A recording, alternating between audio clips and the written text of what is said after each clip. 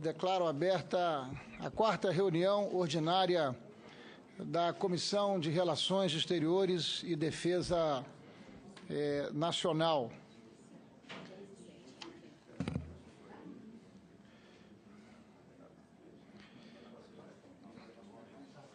Informo às senhoras e aos senhores que esta reunião tem a participação de membros da Comissão de Relações Exteriores do Senado da República.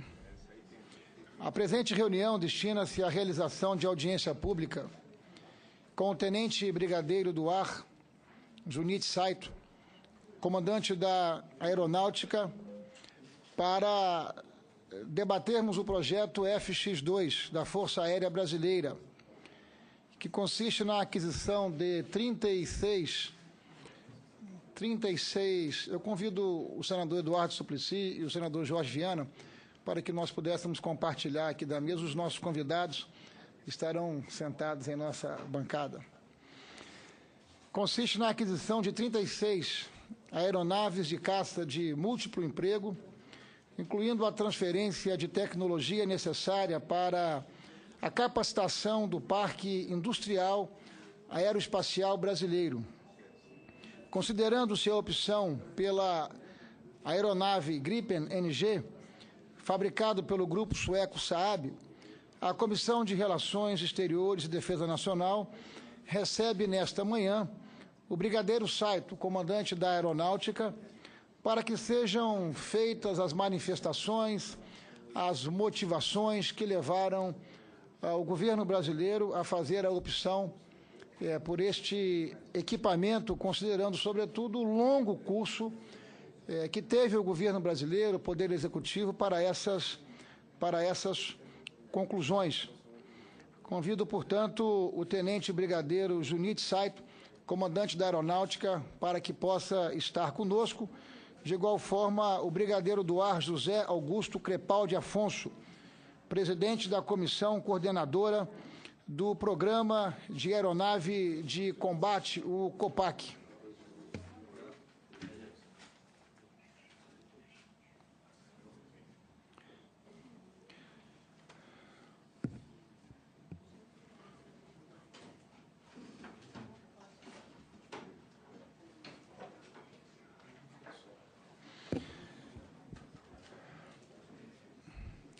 Os projetos estratégicos das Forças Armadas constituem vetores altamente relevantes, não só para o fortalecimento da defesa nacional, possibilitando uma melhor inserção internacional do Brasil, mas também para a capacitação de setores de nossa indústria, entre outros inúmeros dividendos. Recentemente, tratamos nesta comissão do Programa de Desenvolvimento de Submarinos da Marinha do Brasil.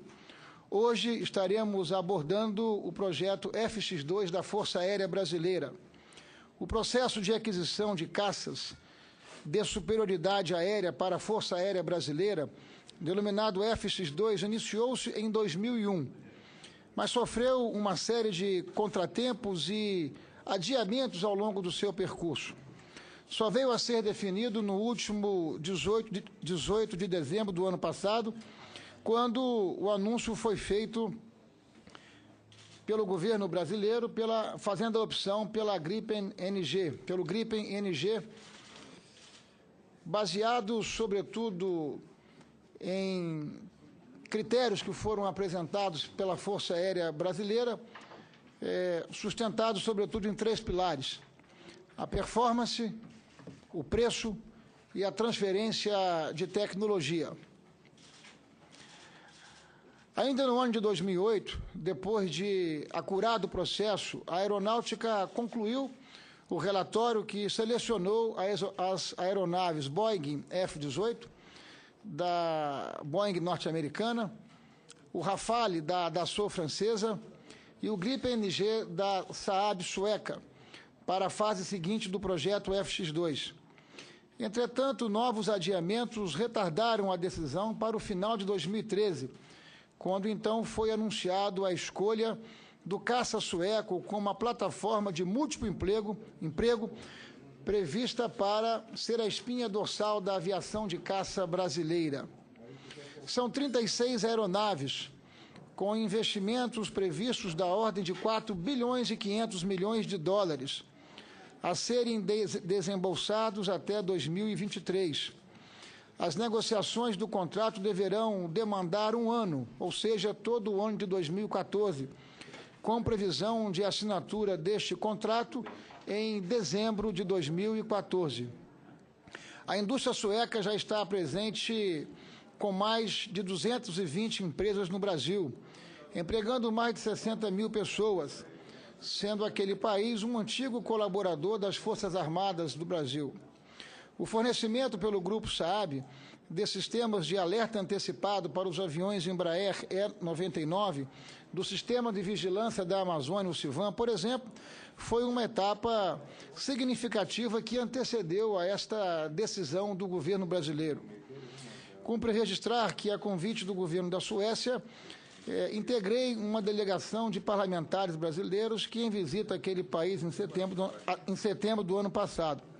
Lá pudemos testemunhar toda a determinação da SAAB, do Parlamento da Suécia, do governo da Suécia, na consolidação desta importante e aguardada aquisição por parte do governo brasileiro. Portanto, para falar sobre os fundamentos que levaram o governo brasileiro à decisão tão importante como essa, nós estamos recebendo nesta manhã o brigadeiro, o tenente brigadeiro do ar, comandante da aeronáutica, Junit Sait, e também o presidente da comissão coordenadora do programa de aeronave de combate. Vossas Excelências são muito bem-vindas a essa comissão. O nosso intuito é que nós possamos fazer um debate aberto, democrático, transparente, para que possamos conhecer os fundamentos que presidiu e que moveu o governo brasileiro, a nossa aeronáutica, na decisão. De modo que é com muita alegria e com muita honra que nós recebemos aqui dois honrados oficiais da Força Aérea Brasileira, oficiais com currículos impecáveis na construção das suas jornadas. É com prazer e alegria que passo a palavra à Sua Excelência, o Tenente Brigadeiro do Ar, Junit Sait. Em seguida, me parece que também o Brigadeiro do Ar, José Augusto Crepaldi Afonso, estará contribuindo e colaborando. Vossas Excelências terão o prazo do tempo necessário para que nós possamos fazer o nosso debate aqui na Comissão de Defesa. Pela ordem, senhor presidente, Pela ordem, senador Jorge Viana. Pedindo mil desculpas a Vossa Excelência, mas eu tenho um voo daqui a pouco para o Acre, que está vivendo um momento de extrema dificuldade pela cheia do Rio Madeira e criando isolamento, e eu vou ouvir, obviamente, o comandante Saito. Queria cumprimentar também o brigadeiro Zé Augusto, mas em algum momento eu vou ter que sair por conta do horário do voo. Mas eu não poderia deixar de me manifestar agora, primeiro para agradecer, em nome do povo do Acre, estou fazendo isso nas redes sociais, em nome do governador Tião Viana, e também do povo de Rondônia, que eu estive lá com o ministro da Integração, o apoio que o Ministério da Defesa, que a Aeronáutica, o Exército e Marinha, mas especialmente a Aeronáutica, tem dado nesse momento de grande sofrimento.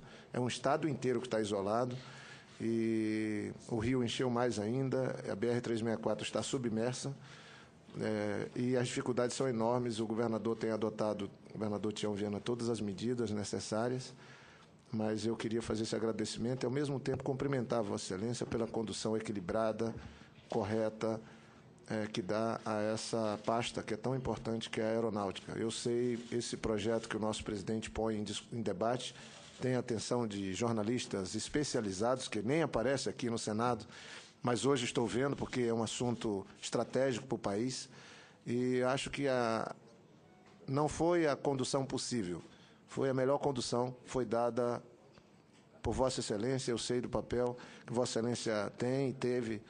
Eu mesmo tive o privilégio, antes de ser senador e depois de ser governador, de trabalhar também nessa área de defesa, e sei da seriedade, e que sempre colocamos o interesse do país em primeiro lugar, diante das empresas e dos outros países.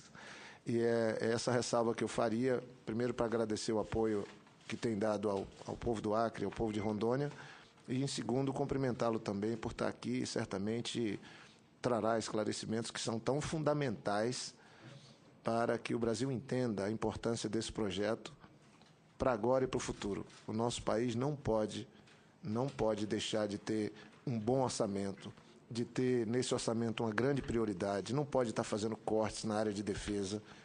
Se nós disputamos o mundo, se nós temos uma posição estratégica, se nós temos o pré-sal, se nós temos a Amazônia, se nós temos o povo brasileiro, um país de dimensão continental, nós precisamos tratá-lo com o tamanho adequado, com o orçamento adequado.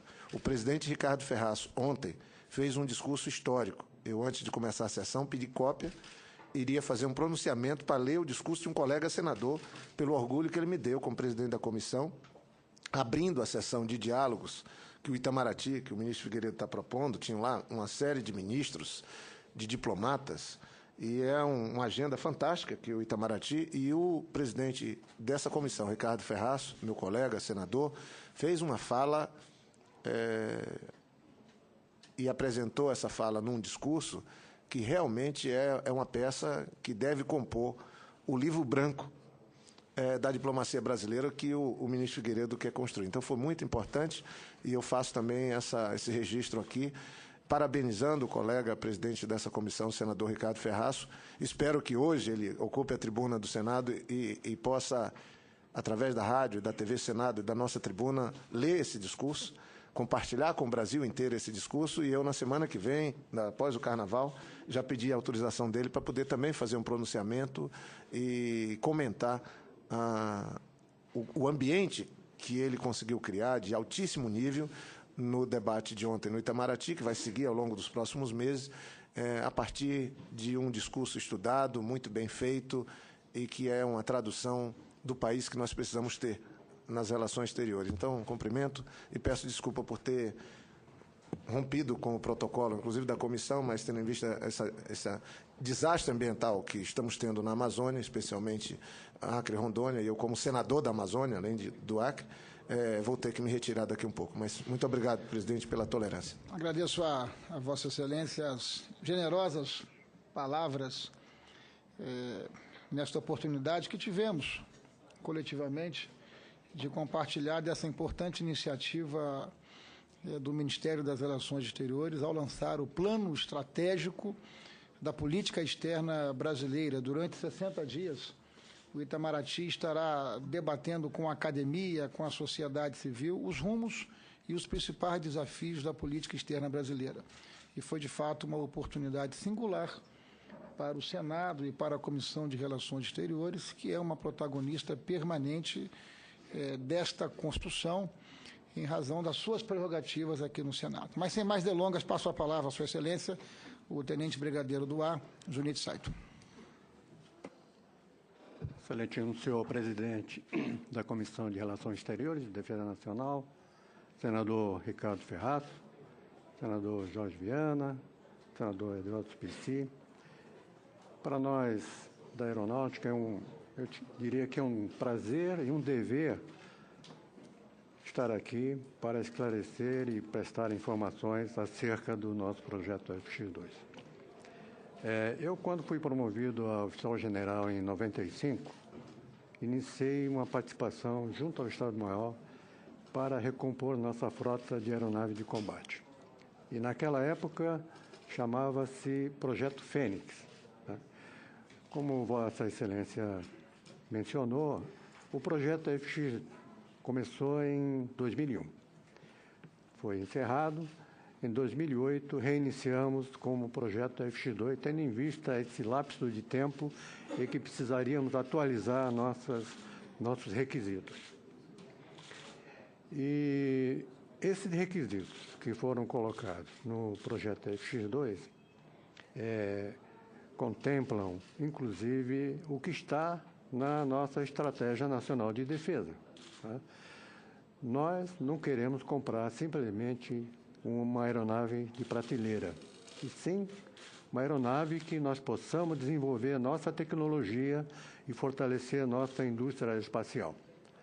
Então, com esses critérios que foram colocados, requisitos de transferência de tecnologia e cooperação industrial. Agora, para falar sobre esse projeto, nada melhor do que o nosso brigadeiro Crepaldi, que é o presidente da comissão que, inclusive, está tratando do contrato de tal maneira que a gente possa, no final desse ano, assinar esse contrato. Portanto, eu passo a palavra para o brigadeiro Crepaldi para discorrer sobre esse projeto FX2. Senhores, bom dia. Excelentíssimo senhor senador Ricardo Ferraço, presidente da Comissão de Relações Exteriores e Defesa Nacional, excelentíssimo senhor senador Jorge Viana, e excelentíssimo senhor senador Eduardo Suplicy, pelo Estado de São Paulo, em nome de quem eu cumprimento os demais parlamentares, senhoras e senhores. Então, eu vou pedir autorização ao brigadeiro Saito para, de novo, agradecer em nome da Força Aérea Brasileira essa oportunidade ímpar que nós temos aqui de prestar contas para o povo brasileiro, para o contribuinte brasileiro, do andamento do projeto FX2. A gente sabe o impacto disso para a sociedade brasileira, em termos de expectativa. Então, o objetivo maior hoje da presença da Força Aérea aqui é justamente esse, é tentar esclarecer ao máximo possível, senhores, o andamento do projeto FX2. Então, eu vou me permitir aqui fazer uma apresentação de cerca de 20 minutos para mostrar alguns detalhes do projeto e, em seguida, estaremos à disposição dos senhores para qualquer tipo de pergunta.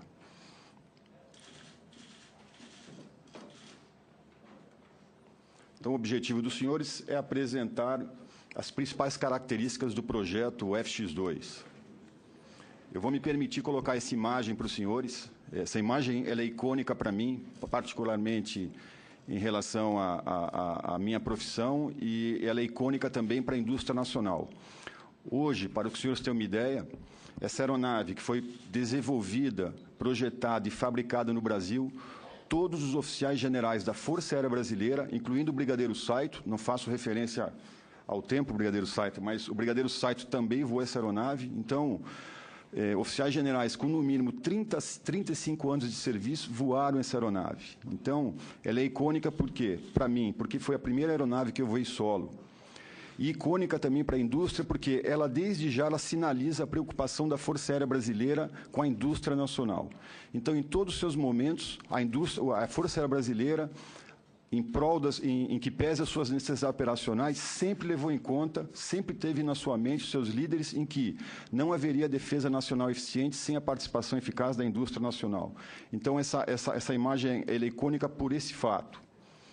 Aqui também é muito interessante colocar os senhores, hoje em dia, o nosso piloto ele começa voando uma aeronave desenvolvida e fabricada no Brasil. Ele vai fazer o seu voo avançado na Academia da Força Aérea, uma aeronave desenvolvida e fabricada no Brasil. Ele, depois de formado, segue para Natal, onde ele vai voar, na sua progressão operacional, nas aplicações táticas das aeronaves. Uma aeronave desenvolvida e fabricada no Brasil. Por outro lado, quem vai para a aviação de transporte também vai fazer a sua progressão operacional numa aeronave desenvolvida e fabricada no Brasil. E a sua carreira operacional plena é feita em aeronaves desenvolvidas e fabricadas no Brasil. E hoje a gente pode ter orgulho de dizer que as nossas autoridades maiores e a Presidenta da República voa numa aeronave desenvolvida e fabricada no Brasil. Então, esse estágio da indústria nacional ele não foi conseguido simplesmente de uma hora para outra. Isso é fruto de uma visão estratégica e de um planejamento de longo prazo e investimentos, como o senador Jorge Viana colocou aqui, necessários para manter essa indústria nacional.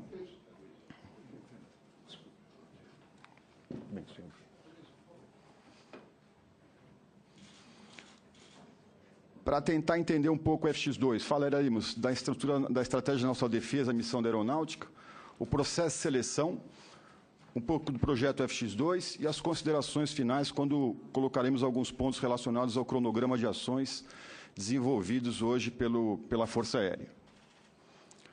O brigadeiro Saito já colocou, a estratégia da nossa defesa foi um documento que partiu do Congresso Nacional. Hoje ele é o guia maior para as Forças Armadas Brasileiras no que se refere a preparo, emprego e no que se refere à nossa indústria. Então, a nossa INDE deixa claro, o Brasil é um país pacífico por tradição e por convicção. Porém, se o Brasil quiser ocupar o lugar que lhe cabe no mundo, precisará estar preparado para defender-se, não somente das agressões, mas também das ameaças. Os três eixos estruturantes da ENDE estão reorganização das Forças Armadas, composição dos efetivos das Forças Armadas e reestruturação da indústria de defesa. O que diz a Estratégia Nacional de Defesa?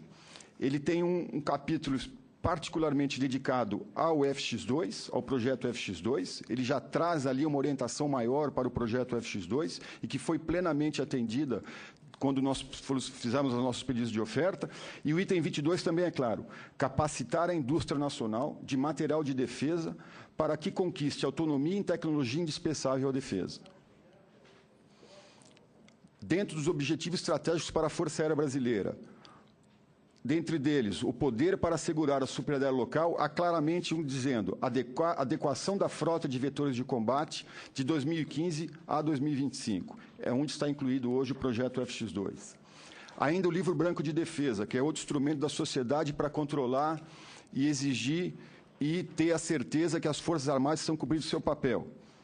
Diz muito claro, no seu capítulo 5, no Plano de Articulação e Equipamentos de Defesa, está lá sublinhado: Projeto Capacitação Operacional da Força Aérea, Subprojeto Aeronave de Caça Multimissão, FX2.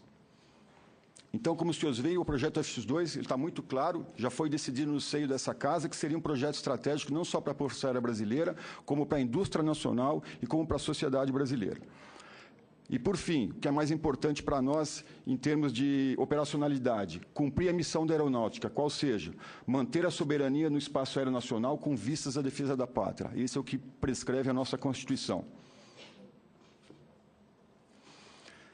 Dentro dessa missão da Força Aérea, os senhores têm uma ideia, hoje cabe à Força Aérea defender a superioridade aérea numa área de 22 milhões de quilômetros quadrados, além de prestar serviço de busca e salvamento por meio de acordos internacionais de toda esta área aqui. É o que a gente chama hoje na Força Aérea de dimensão 22.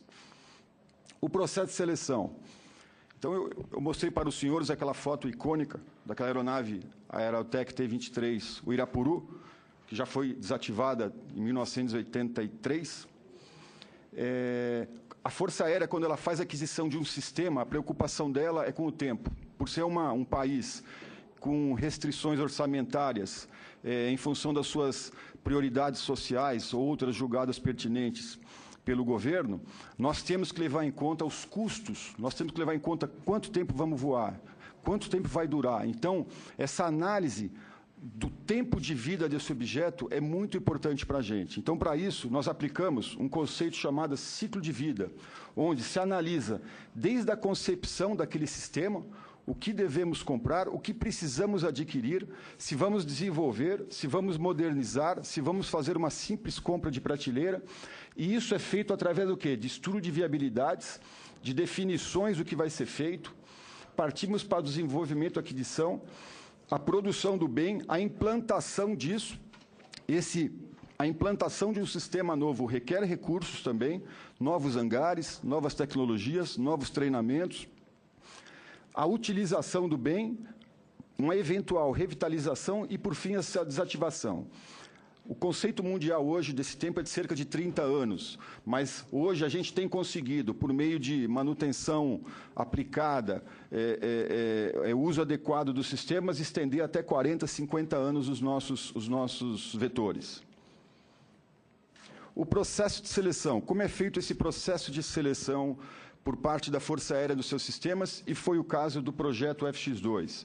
Foram enviadas ofertas para as empresas.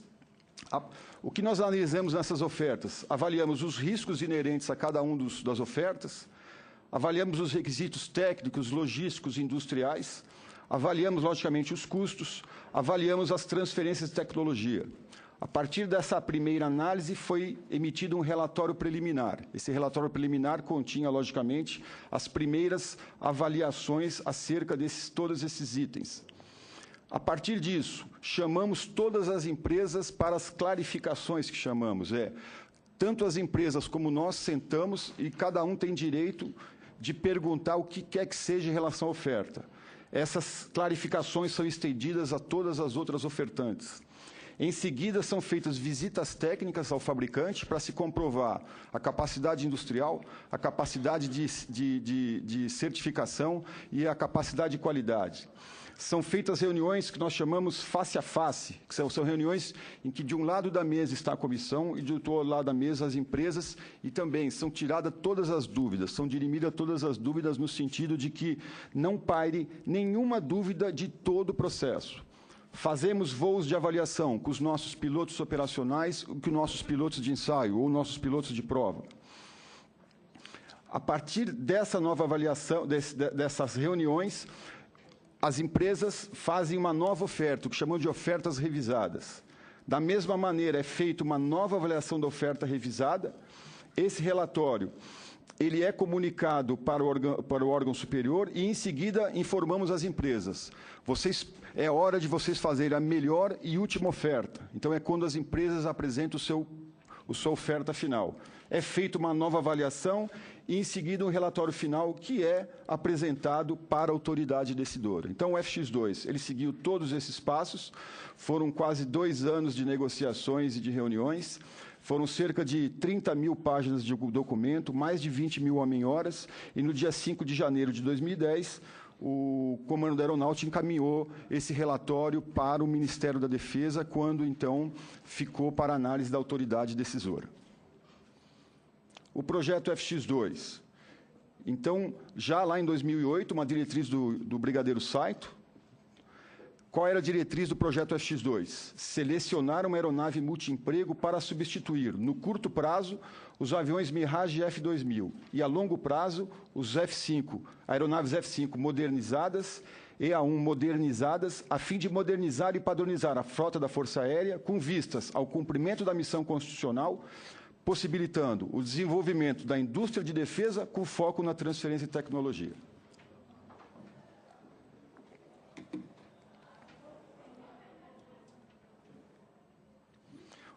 Cronograma de eventos. Então, só para os senhores se situarem. A emissão do requisito operacional se deu em 95, o Brigadeiro Saito já comentou alguma coisa dos prazos, e, finalmente, no dia 18 de dezembro de 2013, tivemos a decisão do projeto FX2.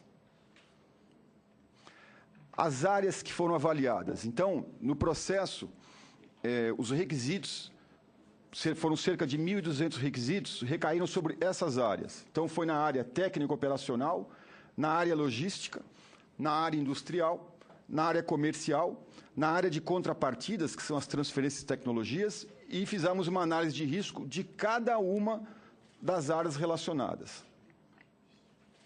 Da técnica operacional, o que levamos em conta? Características técnico-operacionais da aeronave, capacidade de sobrevivência, tecnologias embarcadas, potencial de crescimento da aeronave e de suas tecnologias e o desempenho em voo.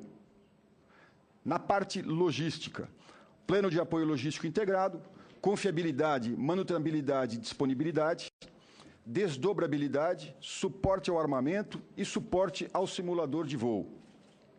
Na parte industrial, o plano de certificação, o plano de adequação, plano de produção, gerenciamento de configuração e plano de qualidade.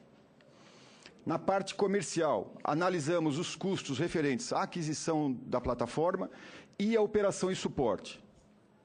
Como eu falei para os senhores, essa análise foi feita o quê? Para um voar 30 anos. No risco, como eu disse aos senhores, analisamos as incertezas em cada área, na técnica operacional, na logística, custos e preços, a incerteza industrial, a incerteza das contrapartidas industrial e tecnológica e a incerteza contratual. A aeronave escolhida, o GRIP NG, um pouco da aeronave, das características, o raio de ação para a versão, para a configuração a ar. Eu já ressalto aqui o que é importante dizer em relação à autonomia. Os requisitos operacionais determinavam que as aeronaves fossem capazes de cumprir, numa versão ar, um raio de ação de 300 milhas náuticas e num raio de ação ar-solo de 500 milhas náuticas. Então, dessa maneira, todas as aeronaves, todas as ofertantes cumpriram esses requisitos. Então, uma aeronave com 22 mil libras de empuxo, cerca de 10 toneladas de empuxo motor, o radar com 70 milhas de alcance. Isso é importante, porque hoje, na guerra moderna, quem vê primeiro atira primeiro. Então, é importante não só a plataforma, como os sistemas embarcados, e uma capacidade de carga externa de 5.200 quilos. Mais um pouco característica da aeronaves: comprimento 15 metros, é uma aeronave pequena, envergadura 8 metros, peso máximo de decolagem 16.500 quilos, empuxo 22 toneladas e o limite de força G, quer dizer, que permite o piloto explorar ao máximo as capacidades de manobrabilidade do avião, de menos 3G a mais 9G. Aqui uma visão geral dos sistemas embarcados, para vocês terem uma ideia.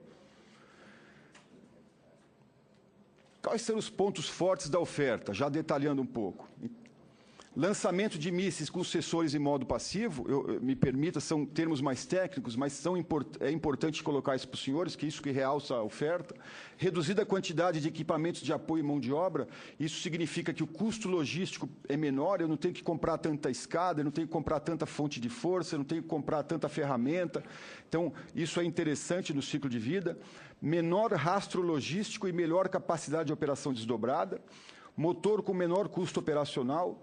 Motor com melhor mantenabilidade e confiabilidade. Menor impacto de implantação na infraestrutura da FAB, justamente por ser um avião pequeno, ele não demanda atualização do tamanho de hangares. Participação na certificação durante o desenvolvimento, isso é muito importante para a indústria nacional, porque vai capacitar a indústria nacional a entender as nuances do desenvolvimento e certificação de uma aeronave em voo supersônico, uma tecnologia que nós não temos hoje no Brasil.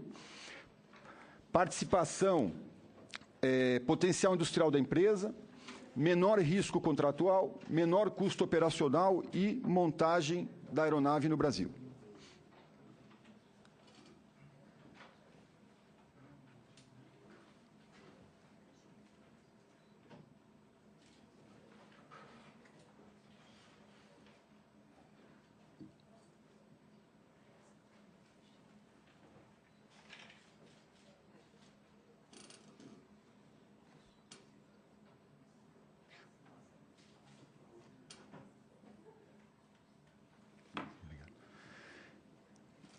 Em relação já aos projetos oferecidos pela ofertante Saab. Obrigado. Desenvolvimento de sistemas aviônicos e integração de software, comunicação e desenvolvimento de data link, integração de armamento, projetos de capacitação para aeronaves de quinta geração, sistema de controle de aerodinâmica de voo, projeto conceitual de aeronave de caça, verificação, validação e testes, verificação final de montagem da aeronave, desenvolvimento e produção de estrutura, desenvolvimento do Gripen NG, participação total no desenvolvimento dos projetos da versão Gripen NG. Dando um pouco mais de atenção à área de transferência de tecnologia. Qual foi o enfoque dado no projeto FX2? Então, foi dividido em duas áreas, senhores: transferência de tecnologia e cooperação industrial. A transferência de tecnologia dizia respeito ao quê? Ela dizia respeito ao quê? A capacitar a indústria nacional, o parque aeroespacial brasileiro, no que se refere às tecnologias para o que se chama hoje de caça de quinta geração. Então, como é que foi feito isso? A Força Aérea Brasileira, em coordenação com as indústrias nacionais, nós determinamos quais seriam as tecnologias a serem absorvidas, a serem demandadas de cada um dos ofertantes. Isso que foi feito. Por outro lado, pensando na autonomia que teríamos que ter em relação ao nosso equipamento, para termos a independência em relação aos fornecedores estrangeiros, solicitamos, na área de cooperação industrial, que a nossa indústria fosse capaz o quê? De fazer a manutenção daqueles itens principais, de itens estratégicos da nossa aeronave, o quê? No Brasil. Então, o que foi demandado das indústrias no que se refere a offset foi transferência de tecnologia para um caça de quinta geração, obrigado, e cooperação industrial, no que se refere à capacidade da indústria nacional manter essa aeronave. Como é que foi raciocinado isso? É o que chamamos de processo de absorção de domínios tecnológicos. É um processo dinâmico de ensino-aprendizagem que deve englobar não só as competências, mas também as habilidades necessárias para a sua efetiva realização. Então, o que a gente pensou quando se visualizou a estrutura do FX2. Não adianta eu aprender. Não adianta eu simplesmente fazer um curso. Não adianta simplesmente eu fazer um doutorado numa área crítica. Eu tenho que efetivamente me sentar ao lado e participar desse projeto. Então, isso foi levado em conta no processo de seleção. Então, o que pedimos no nosso pedido de oferta? Que fossem declaradas e garantidas as competências a serem transferidas e as habilidades a serem absorvidas. Para o quê? Para que houvesse uma efetiva absorção e transferência de tecnologia e que, efetivamente, a partir das habilidades absorvidas, a nossa indústria fosse capaz de fazer o quê? A manutenção dos itens no Brasil. Então, esse é o quadro, é a filosofia que guiou a Comissão de Seleção e a Força Aérea no que se refere à cooperação industrial e transferência de tecnologia. Para que os senhores tenham uma ideia, o que seria necessário para o Brasil, conforme determina a Estratégia Nacional de Defesa, produzir um caça de quinta geração? Então, isso foi perguntado para nossas indústrias. Então, as nossas indústrias disseram para a Força Aérea: nós precisamos dessa tecnologia. Por quê, senhores? Hoje, o Brasil, em termos de transferência de tecnologia, ele já passou a ser um ator em que ele precisa de tecnologia selecionada. Ele já não... Hoje, a indústria brasileira é a terceira indústria aeronáutica no mundo. Então, a indústria nacional ela passa a ser seletiva nos seus processos de transferência de tecnologia para nós não perdermos essa oportunidade. Quem melhor sabe disso do que a própria indústria nacional? Então, esses itens, cada um desses itens que os senhores veem aqui, foi uma demanda da indústria nacional no sentido que, se essas demandas fossem atingidas, a nossa indústria seria capaz o quê? De cumprir, de sanar aquele gap tecnológico e partir para o desenvolvimento de um caça de quinta geração. Da mesma maneira, o que seria necessário para a gente garantir a autonomia no que se refere à manutenção da aeronave, em relação aos componentes da aeronave? Então, foram listadas as áreas que demandaríamos no que se refere à cooperação industrial, no que a minha indústria tinha que ser capaz de manter. São esses sistemas.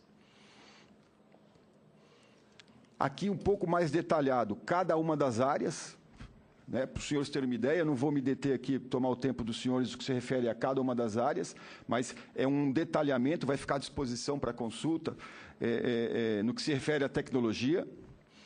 Hoje, nós já temos uma estrutura de gerenciamento, como vai ser feita essa transferência, estamos em discussão nesse processo de transferência. A Força Aérea tem grande experiência nesses processos, né, experiências de sucesso no que se refere à aplicação do offset.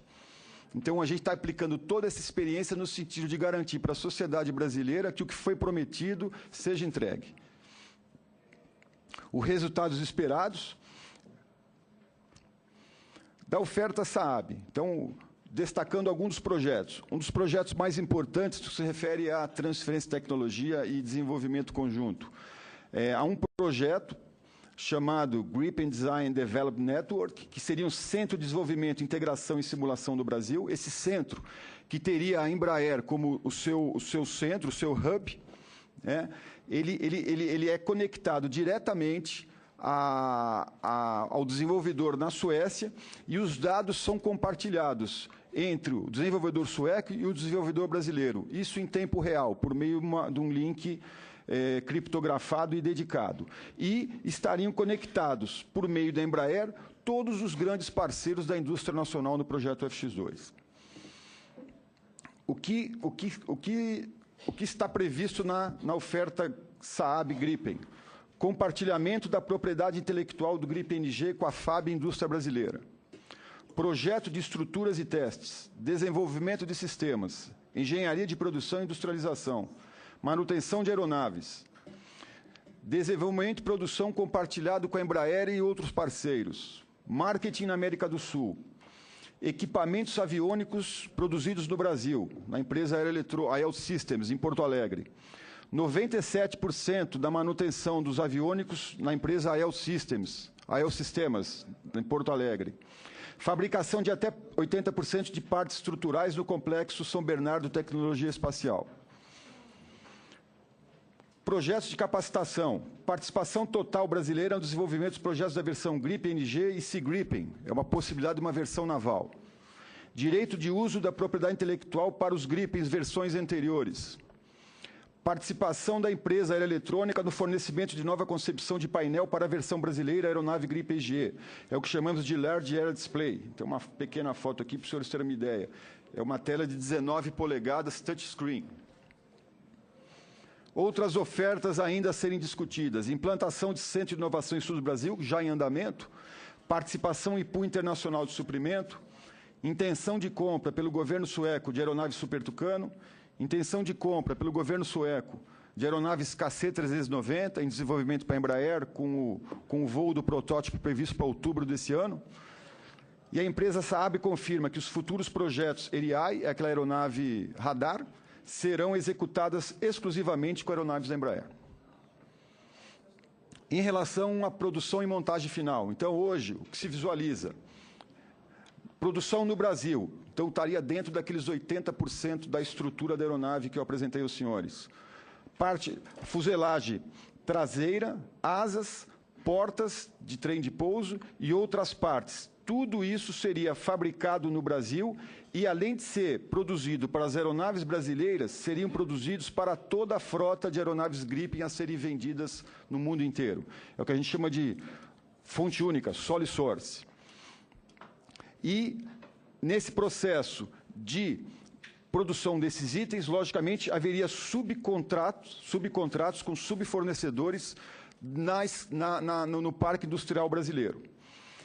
Está prevista a montagem de 2 linhas de montagem final, uma no Brasil e uma na América do Sul.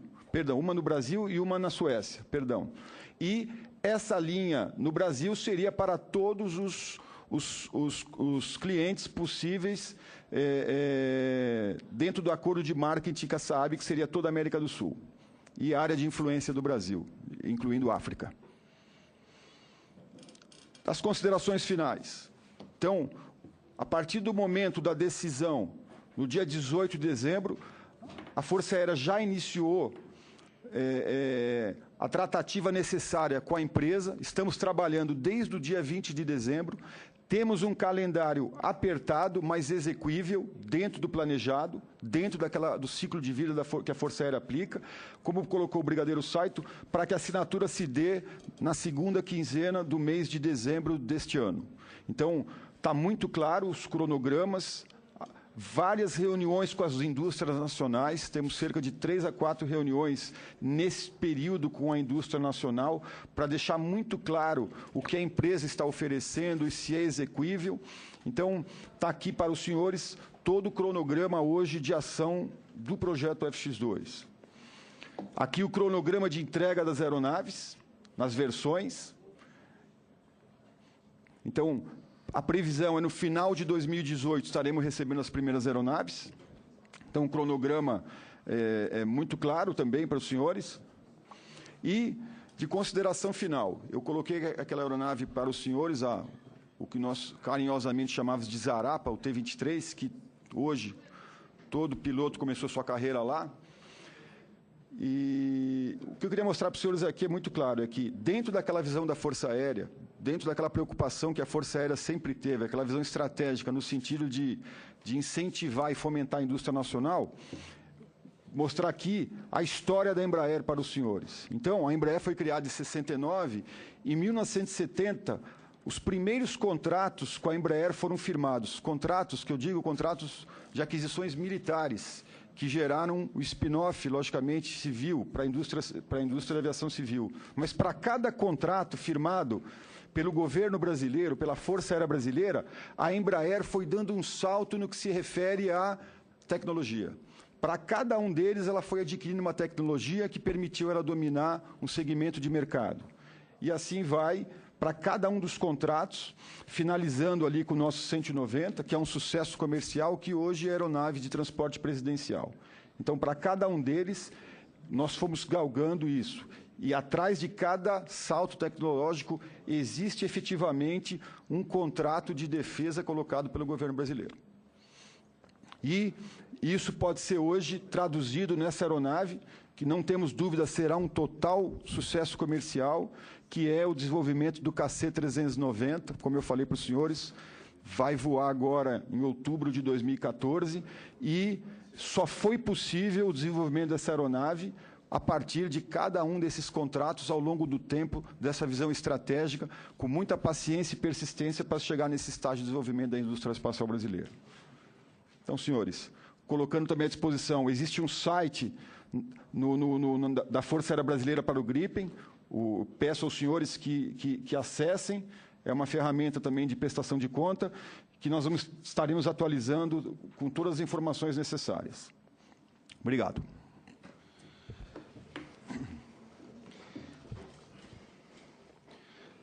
Senhor comandante, senhor brigadeiro, Vossa Senhoria acaba de afirmar que os primeiros equipamentos começam a chegar em 2018. Nós estamos em 2014. Até lá, como a Força Aérea Brasileira pretende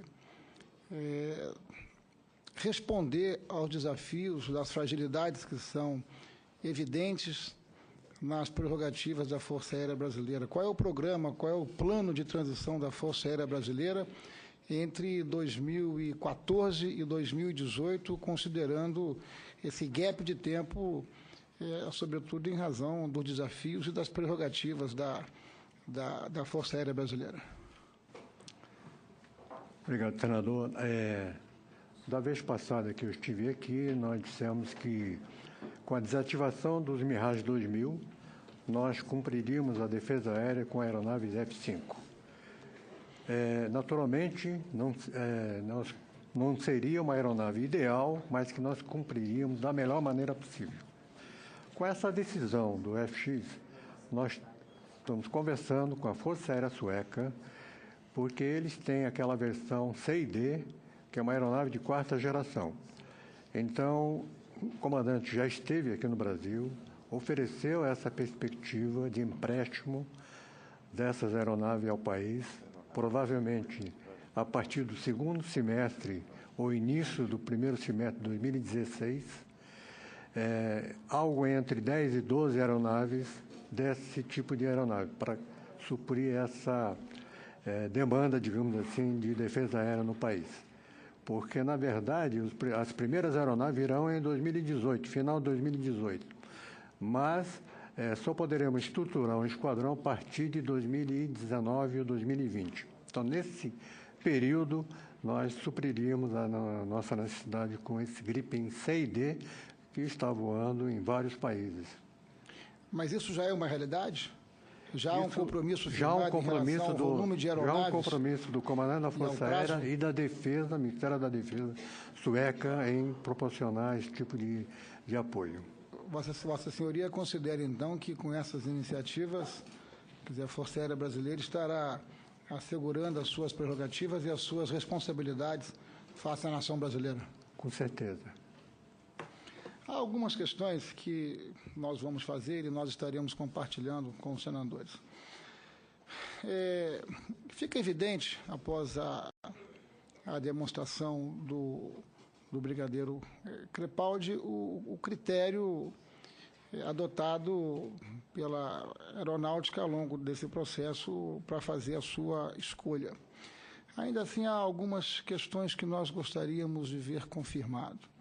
Uma das questões diz respeito à caça, à escolha do caça sueco, diz respeito à confirmação ou não de que um conjunto muito relevante de sistemas e componentes para a fabricação dessa aeronave é de outros países que não a Suécia.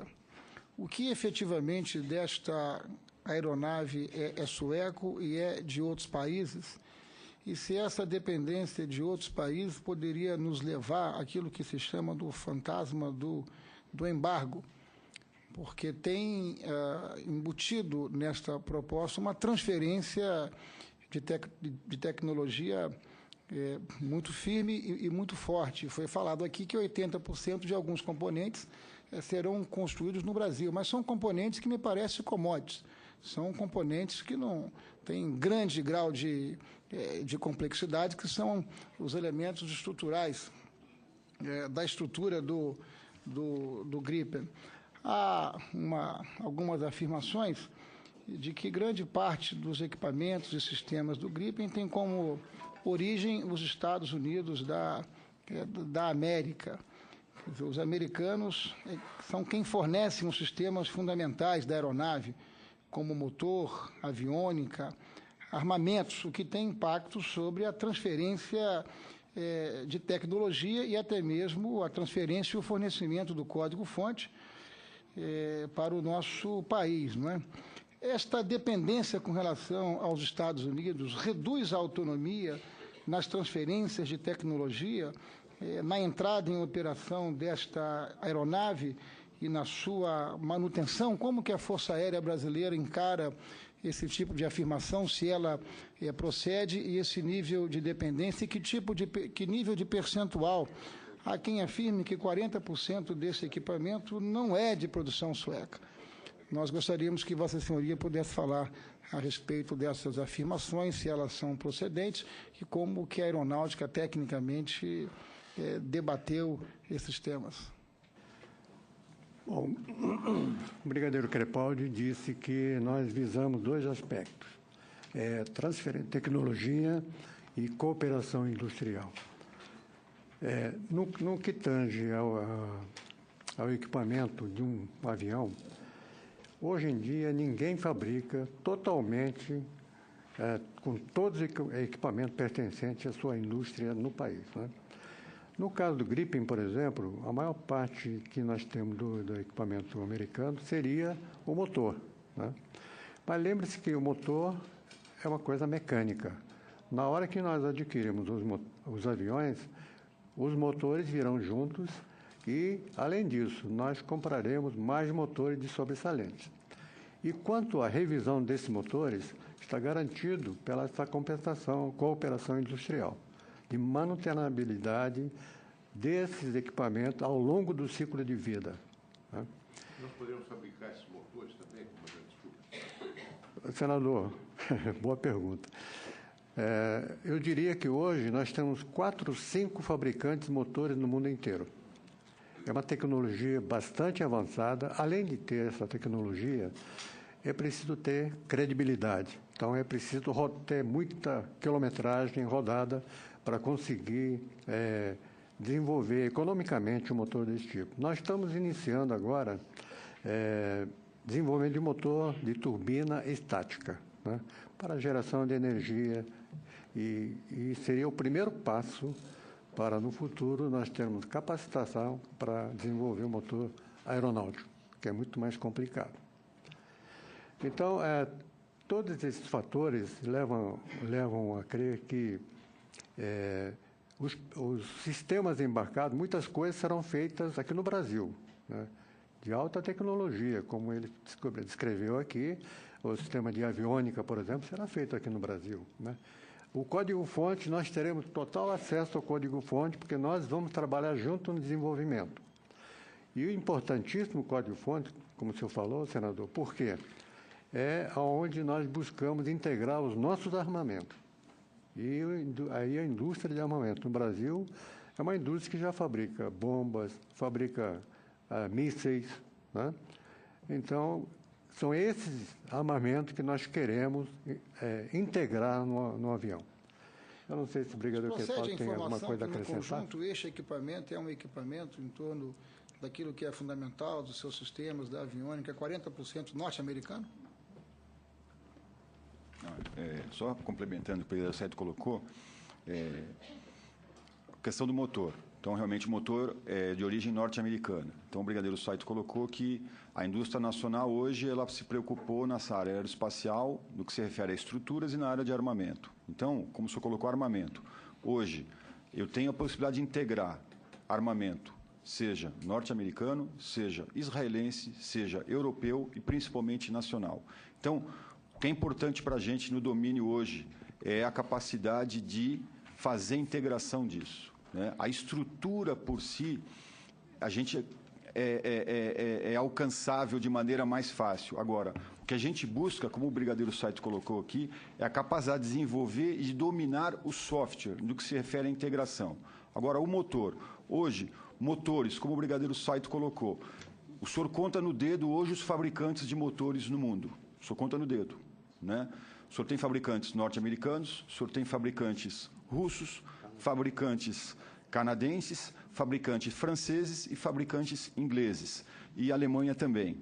Então, são pouquíssimos os fabricantes. Então, qualquer que fosse a escolha, o motor ainda continuaria sem essa desejada autonomia. O que se buscou para se mitigar isso, nas 3 ofertas, foi se garantir que a autonomia, no que se refere ao ciclo de vida, fosse mantido. Como o brigadeiro falou, com um lote de sobressalentes e com uma estrutura da indústria brasileira ser capaz de fazer frente a esse ciclo de vida. Da parte de aviônica... Aviônica. Hoje a aviônica é americana, Rockwell Collins, com a possibilidade, como eu mostrei com o senhor, de ser aeroeletrônica, a L-Systems. Então, além do motor, além das turbinas, também aviônica... Aviônica também. E essa transferência de tecnologia, ela é assegurada? É assegurada. Como eu coloquei para o senhor ali, por exemplo... Mas como assegurar essa transferência se ela não é de domínio da Suécia e é de domínio dos Estados Unidos? E se em algum momento os Estados Unidos fizerem algum tipo de embargo? Como assegurar isso? Ele é assegurado por meio do ciclo de vida. A gente está montando uma transferência que garanta para a empresa nacional que ela faça a manutenção no Brasil. Então, vendido item no estoque com um nível razoável, eu consigo manter esse item. Os senhores estão seguros disso? Sim, senhor.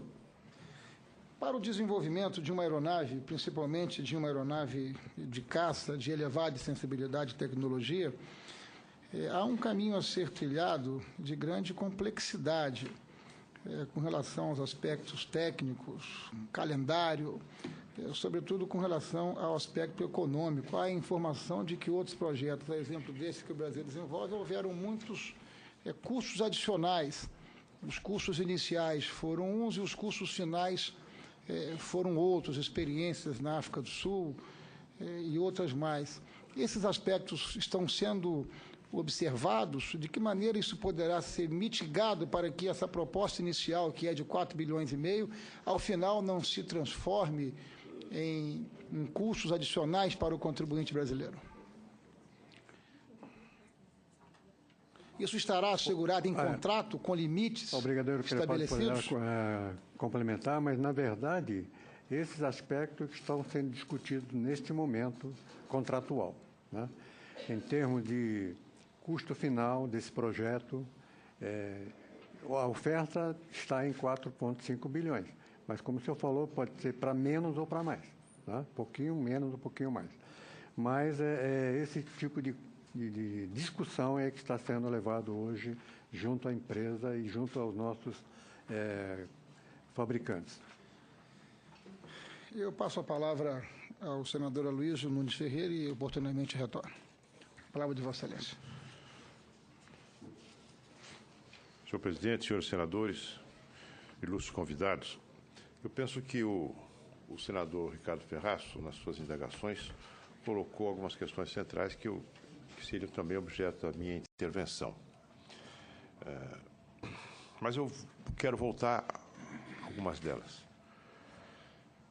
Eu li, comandante, há pouco tempo, quando a coisa na edição do Estado de São Paulo, Jornal do Estado de São Paulo, dia 14 de janeiro de 2014, um artigo do professor Oliveiros Ferreira, professor aposentado já da Universidade de São Paulo, também da PUC, e que foi meu professor nos anos 60, longínquo já, que pela primeira vez, num curso de Ciências Sociais na Faculdade de Filosofia de São Paulo, colocava a importância da defesa nacional. No momento em que esse tema era muito contaminado por questões ideológicas do mundo muito polarizado, e ele colocava isso como algo permanente, mostrando que o poder nacional é uma afirmação da soberania nacional, uma projeção da soberania nacional, e tem vigência.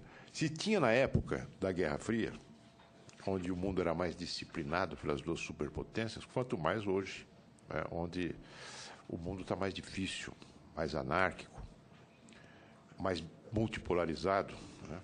E no caso da defesa, da indústria da defesa e dos investimentos em defesa, é possível se conjugar a aspiração de um país de ter poder, e no caso brasileiro, não se trata de um poder para agredir os outros, mas nos defendermos contra ameaças e contra agressões.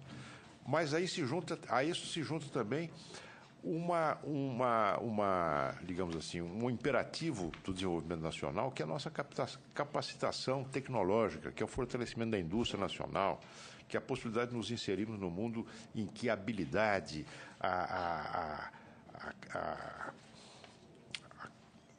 digamos, o domínio da tecnologia mais avançada é decisivo para o bem-estar.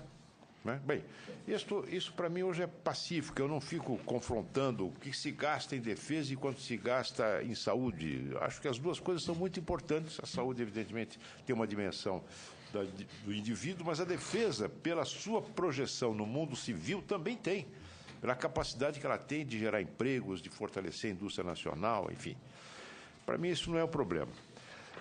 O professor Oliveiros Ferreira, nesse artigo a que me refiro, um artigo que se chama Os Caças Suecos e a Lógica do Supermercado. Mas, olha, não se compra avião de caça como quem vai ao supermercado. É claro que é uma decisão muito delicada. Mas ele aponta o seguinte fato: a demora excessiva que nós tivemos, o Brasil teve para tomar essa decisão. E aí eu não me refiro ao governo PT, que está aí há 11 anos, mas também, no caso do governo Fernando Henrique, nós tomamos a decisão de comprar aqueles Mirage que haviam sido desativados pela Medelair, pela aeronáutica francesa, e a coisa a escolha da nova aeronave, do novo caça, se arrastou. Né?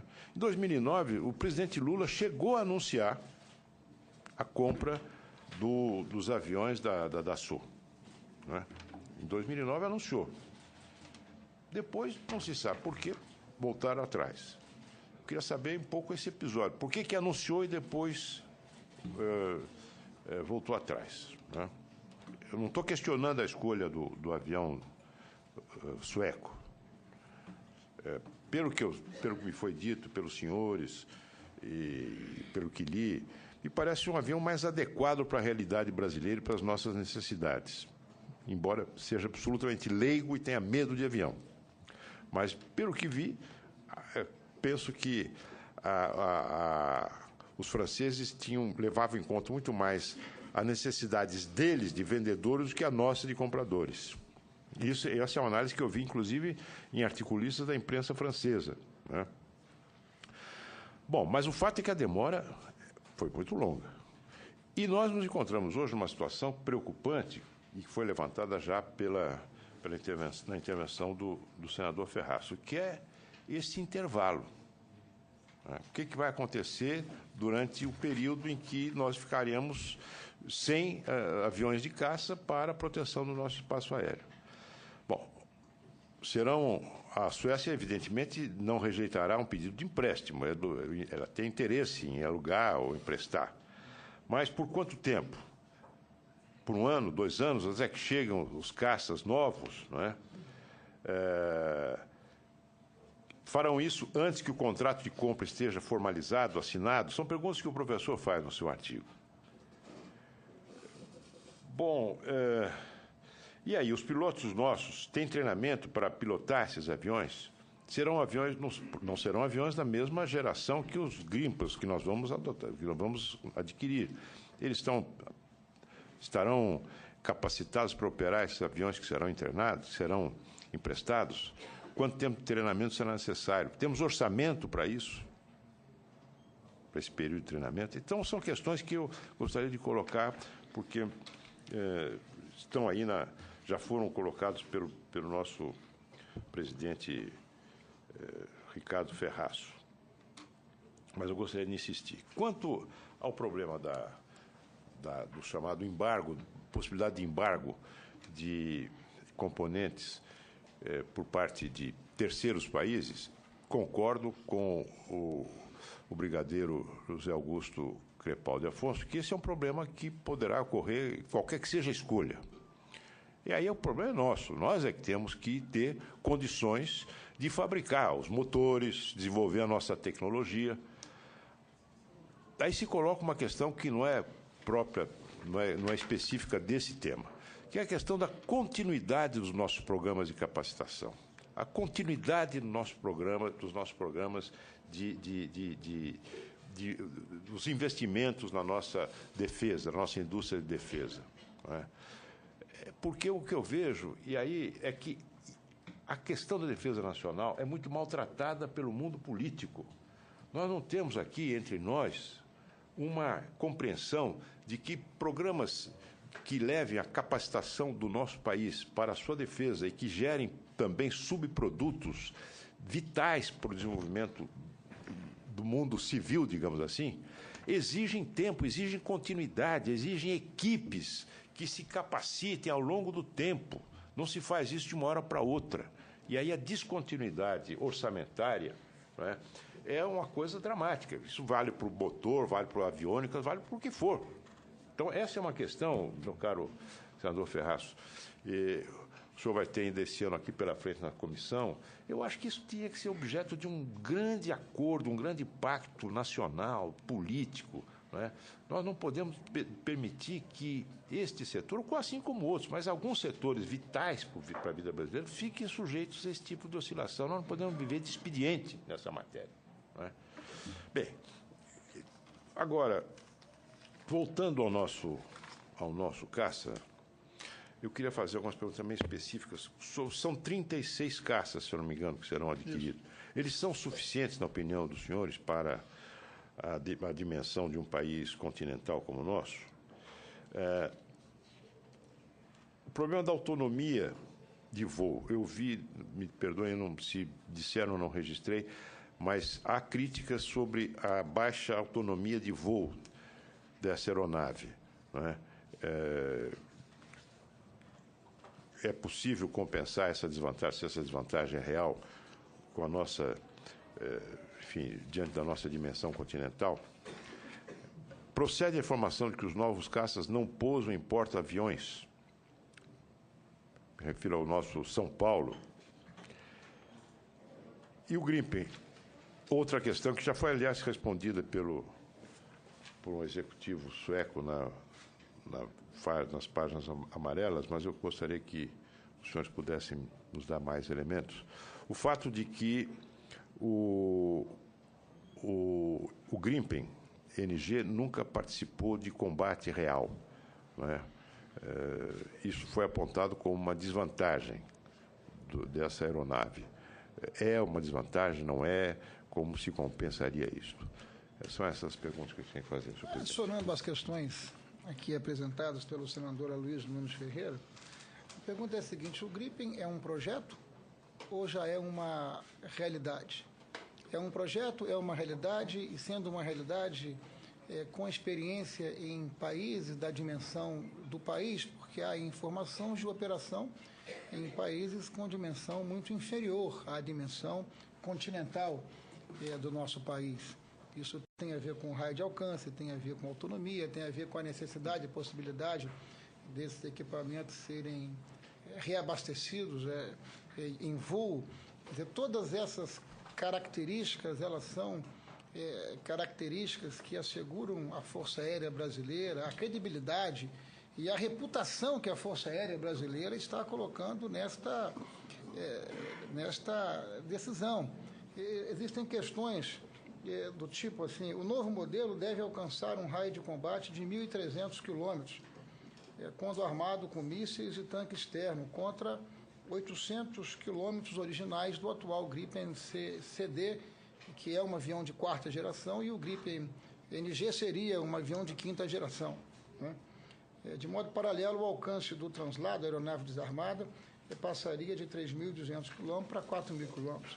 Sendo assim, especialistas opinam que esse alcance operacional seria inadequado para as dimensões continentais do Brasil. Especula-se mesmo que o foco dessa ABE seria atender países como o Brasil, que, em razão de orçamentos militares pouco generosos, tenderiam a privilegiar soluções mais baratas, ainda que menos de solos. Como é que vossas senhorias encaram essas avaliações de determinados segmentos?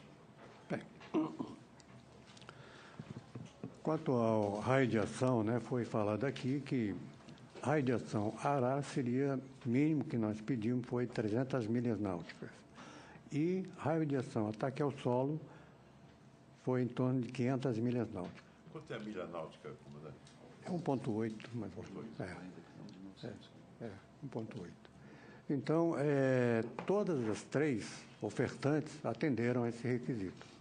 Quanto à capacidade de um longo alcance, muito mais do que isso, é só com reabastecedor aéreo.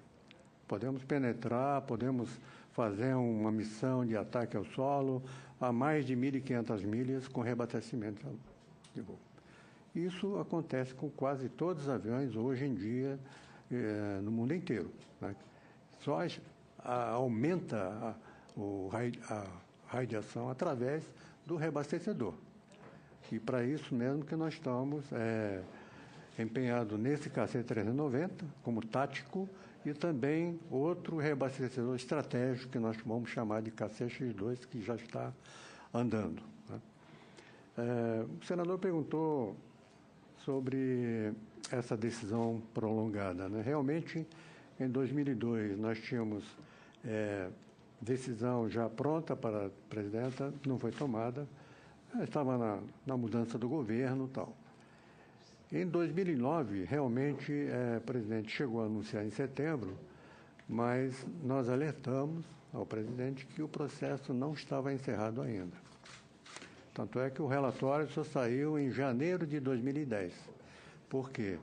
Diante disso, foi dado mais prazos para todos os três participantes apresentarem outras propostas mais, digamos assim, até uma data X, acho que foi em novembro. E quando a presidenta assumiu, também prometeu tomar uma decisão o mais breve possível. Só que ela tomou agora em 2013, né? Então, mas dentro de um processo desse tipo, seria interessante que realmente, como o senhor falou, as decisões viessem mais cedo. Mas por questões econômicas, por questões de prioridade, foi atrasando. Quanto ao número de aviões que nós temos hoje 43 aeronaves A1 de ataque ao solo de extrema precisão. Temos 57 F-5 para fazer a defesa aérea, todo o território, modernizados, equipados com armamentos modernos. Então, e que ainda tem tempo pela frente. Temos.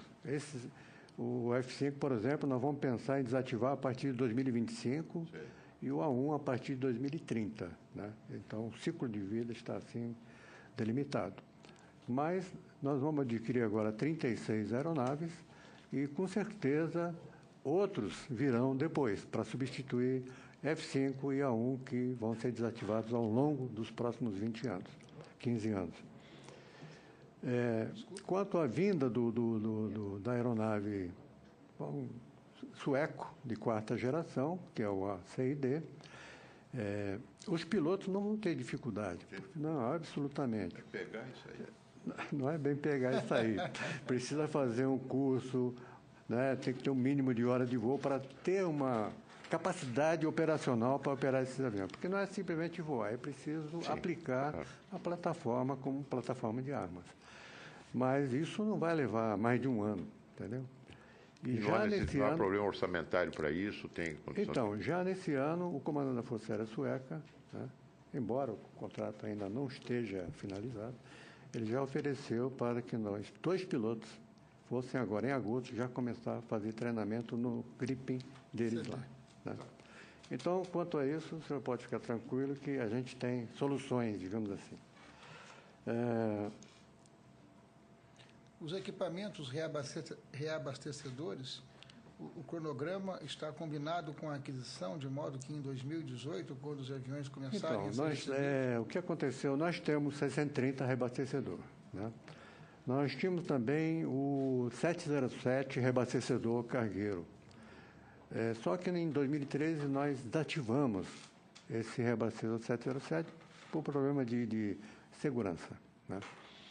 Então, imediatamente iniciamos um processo para a aquisição de um reabastecedor estratégico, tanto transporte de tropa como carga e reabastecedor. Duas empresas participaram, né? A Airbus, com a A330, e também a Boeing não quis participar. Participou uma empresa israelense chamada IAI para transformar o 767 em reabastecedor, né? E concluímos a escolha. Quem ganhou foi a IAI com o 767. Estamos aguardando uma ordem do governo para assinar o contrato.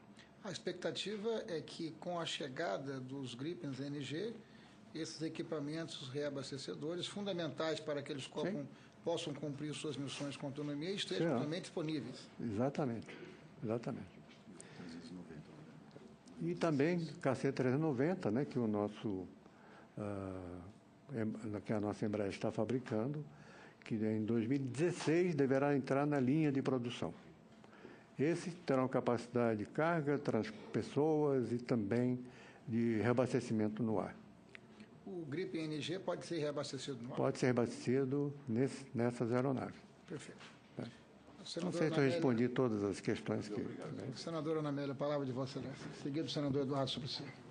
Eu, depois de dois especialistas, quase engenheiros aeronáuticos, nosso presidente Ricardo Ferraz, senadora Luísa Nunes Ferreira, resta-me poucas questões para falar, mas eu, como senadora Luísa, acho que todos os senadores, também li a entrevista do presidente da ZOB, como eles pronunciam, a SAB, mas eu antes queria, comandante, caro brigadeiro, fazer um registro que, como nós gaúchos, somos muito bairristas. E temos lá duas bases aéreas, Santa Maria e Canoas. E, para minha alegria, a embaixadora do Brasil na Suécia é a embaixadora muito competente, Leda Lúcia Camargo. Então, ela esteve envolvida, do ponto de vista da representação diplomática, no acompanhamento dos contatos do governo sueco, da Força Aérea Sueca, da Defesa Sueca com a Força Aérea Brasileira. Então, um registro que eu queria fazer. E também queria fazer um registro que um piloto gaúcho também, de uma ONG ou de uma agência de avaliação de aeronaves, da DefesaNet, Vianney Júnior, pilotou esse avião, esteve lá na Suécia fazendo esse teste e até me fez alguma sugestão que eu vou abordar. Mas eu, antes, em homenagem à Força Aérea Brasileira, e em função daquilo que o senador Aloysio Nunes Ferreira mencionou aqui, sobre a questão orçamentária, senador Suplicy, a questão orçamentária, que nós estamos num ousado projeto que não é apenas de defesa. Eu penso que a absorção tecnológica numa área tão refinada e tão especializada quanto essa dá ao Brasil um salto de qualidade e de acesso à tecnologia no desenvolvimento industrial e econômico do país que é incalculável. Nós não temos a dimensão ainda de quando esse projeto estiver plenamente em execução. Então, o ganho para a economia brasileira, para a tecnologia e a ciência brasileira são incalculáveis neste momento. Então, penso que não podemos encarar apenas a questão da defesa. O avião perseguir o inimigo ou se defender. Ele tem que ser visto num conjunto do programa e da estratégia brasileira de desenvolvimento tecnológico e industrial. Mas, em homenagem à Força Aérea Brasileira, eu vou ler aqui apenas uma resposta que deu o Håkan Buski, que é o presidente hoje da SAB, um executivo de apenas 50 anos. Ele disse o seguinte, ele indagado, depois do que aconteceu em 2009, né, que deveria ser o Rafale, o senhor diria que o governo da presidente Dilma Rousseff adotou outra abordagem no que diz respeito a compras dos caças? A resposta dele, e aí, por isso, faço o registro textual da declaração dele. Só posso afirmar que a Força Aérea Brasileira sempre se comportou como uma organização extremamente profissional. Jamais deixou de mostrar transparência e isenção nas nossas trocas de informações, ainda que o processo de escolha tenha sido longo. Em nenhum momento, por exemplo, nós percebemos que éramos o número 1 ou o número 3 na preferência dos oficiais, e eles fizeram um belo trabalho em não deixar vazar informações como essas. Notamos, é claro, que tínhamos uma boa avaliação, mas a condição de favoritos não veio à tona até a escolha final ser feita. A Força Aérea do seu país foi muito habilidosa. Então, eu faço esse registro aqui como senadora que tem na instituição um grande respeito pelo seu profissionalismo. Então, eu vou agora à questão aqui, usando aqui a contribuição do Vianney Júnior, que é o editor-chefe da avaliação de aeronaves, que esteve lá em Estocolmo, na unidade da Gripen. Ele diz que a produção das 36 aeronaves a serem compradas pelo Brasil dar-se-á com a participação de várias empresas brasileiras. Em tese, 80% do avião construído aqui. A confecção do contrato vai ser finalizada no dia 18 de dezembro de 2014 e vai exigir um criterioso processo e uma sábia condução.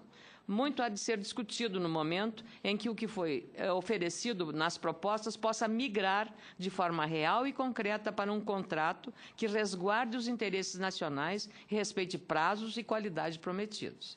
É razoável compreender a natural competição, e aí falo de novo como gaúcho, entre os municípios presentes ao redor da conclusão do processo contratual, onde algumas cidades pleiteiam a instalação das partes de linha de montagem ou a produção nas suas municipalidades, busca da criação de postos qualificados de emprego e geração de renda. Então, quero dizer que o Rio Grande do Sul está inscrito nesse programa aí, quero uma atenção, gostaria de receber. Qual é efetivamente, comandante, o plano de desenvolvimento do Gripen-NG? Já foi explicado aqui, eu queria até pedir desculpa dos senhores de não ter chegado no começo, porque eu estava presidindo na Comissão de Agricultura uma matéria séria, que fiquei muito preocupada com a questão do apagão de energia que está acontecendo, afetando pesadamente o setor agropecuário brasileiro. Então, por isso, o meu atraso. Qual é efetivamente o plano de desenvolvimento do Gripen-NG? Nós teremos as primeiras unidades montadas na Europa com a participação de técnicos brasileiros ou serão montadas desde o início aqui no Brasil com o desenvolvimento de uma estrutura para isso em território brasileiro? Quais são as expectativas orçamentárias que o senador Aloysio já abordou para essa tarefa? A outra questão, por ser o menor dentre os 3 concorrentes finais, aqui já se abordou também um pouco da questão da autonomia de voo, e como ele é um dos 3 concorrentes finais, o único mototurbinado.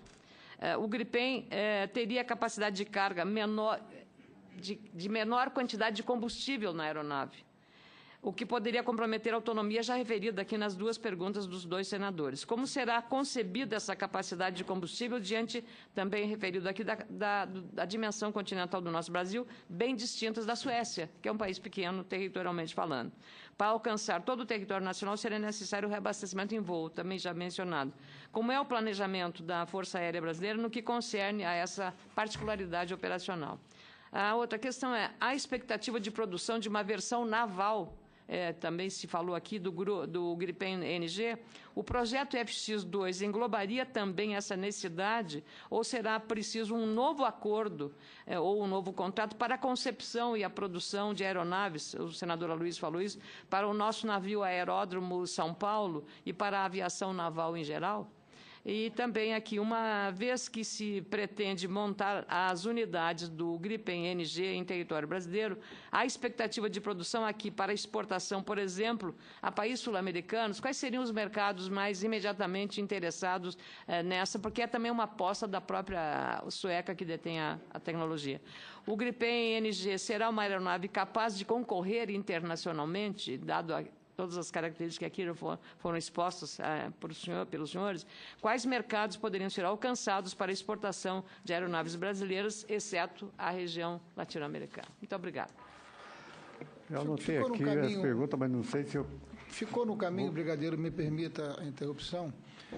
O Gripen-NG é um projeto, é um protótipo, já é uma realidade.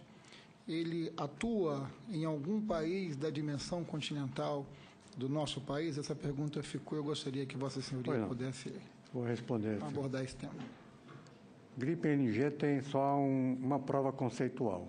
Eles pegaram o Gripe D, Biplace, e transformaram da seguinte forma. Trocaram a posição do trem de pouso. O Gripe D, ele recolhe na fuselagem. O Gripe NG, conceitual, recolhe na asa. No espaço onde estava o trem de pouso, eles colocaram mais tanques de combustível, tá?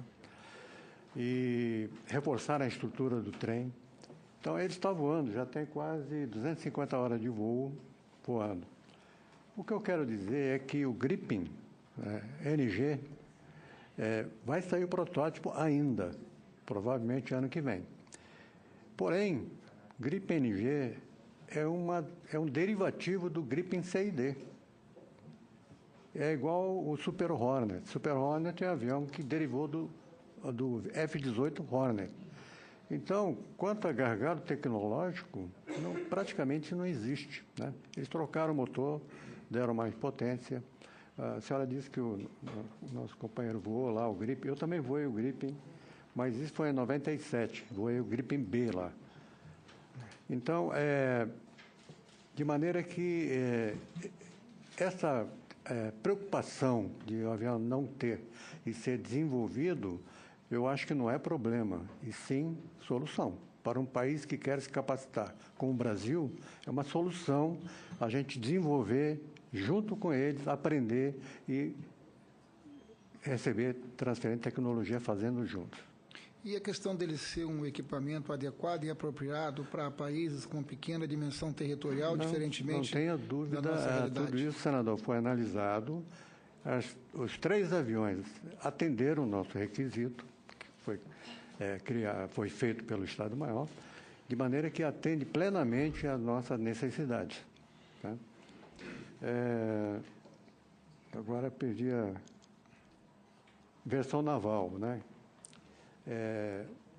Existe, sim, preocupação da Marinha em tentar, com essa decisão do governo de comprar o Gripen NG, tentar desenvolver uma versão naval, que necessita de alguns reforços no Gripen normal, como trem de pouso, para pouso em porta-aviões, uma estrutura mais robusta, tem aquela posição de gancho que tem que ser reforçada a estrutura do avião, mas os suecos dizem que podem colaborar também no desenvolvimento desse tipo de versão naval. De maneira que a Marinha está sendo convidada a participar, junto com a comissão, de tentar discutir esse assunto também.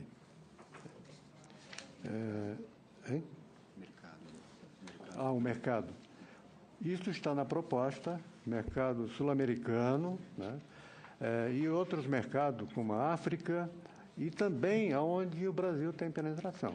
Isso está na proposta da SAAB, e 40% de todo o desenvolvimento é do Brasil, sendo que 80% da estrutura, inclusive com material composto, será fabricada aqui no Brasil. O fato de ser monoturbina, né, tem vantagens e desvantagens. As vantagens seriam, do ponto de vista de alvo, seria menos detetável. Tendo uma turbina só, teria menos detetável. A rastreabilidade pelo inimigo. Isso.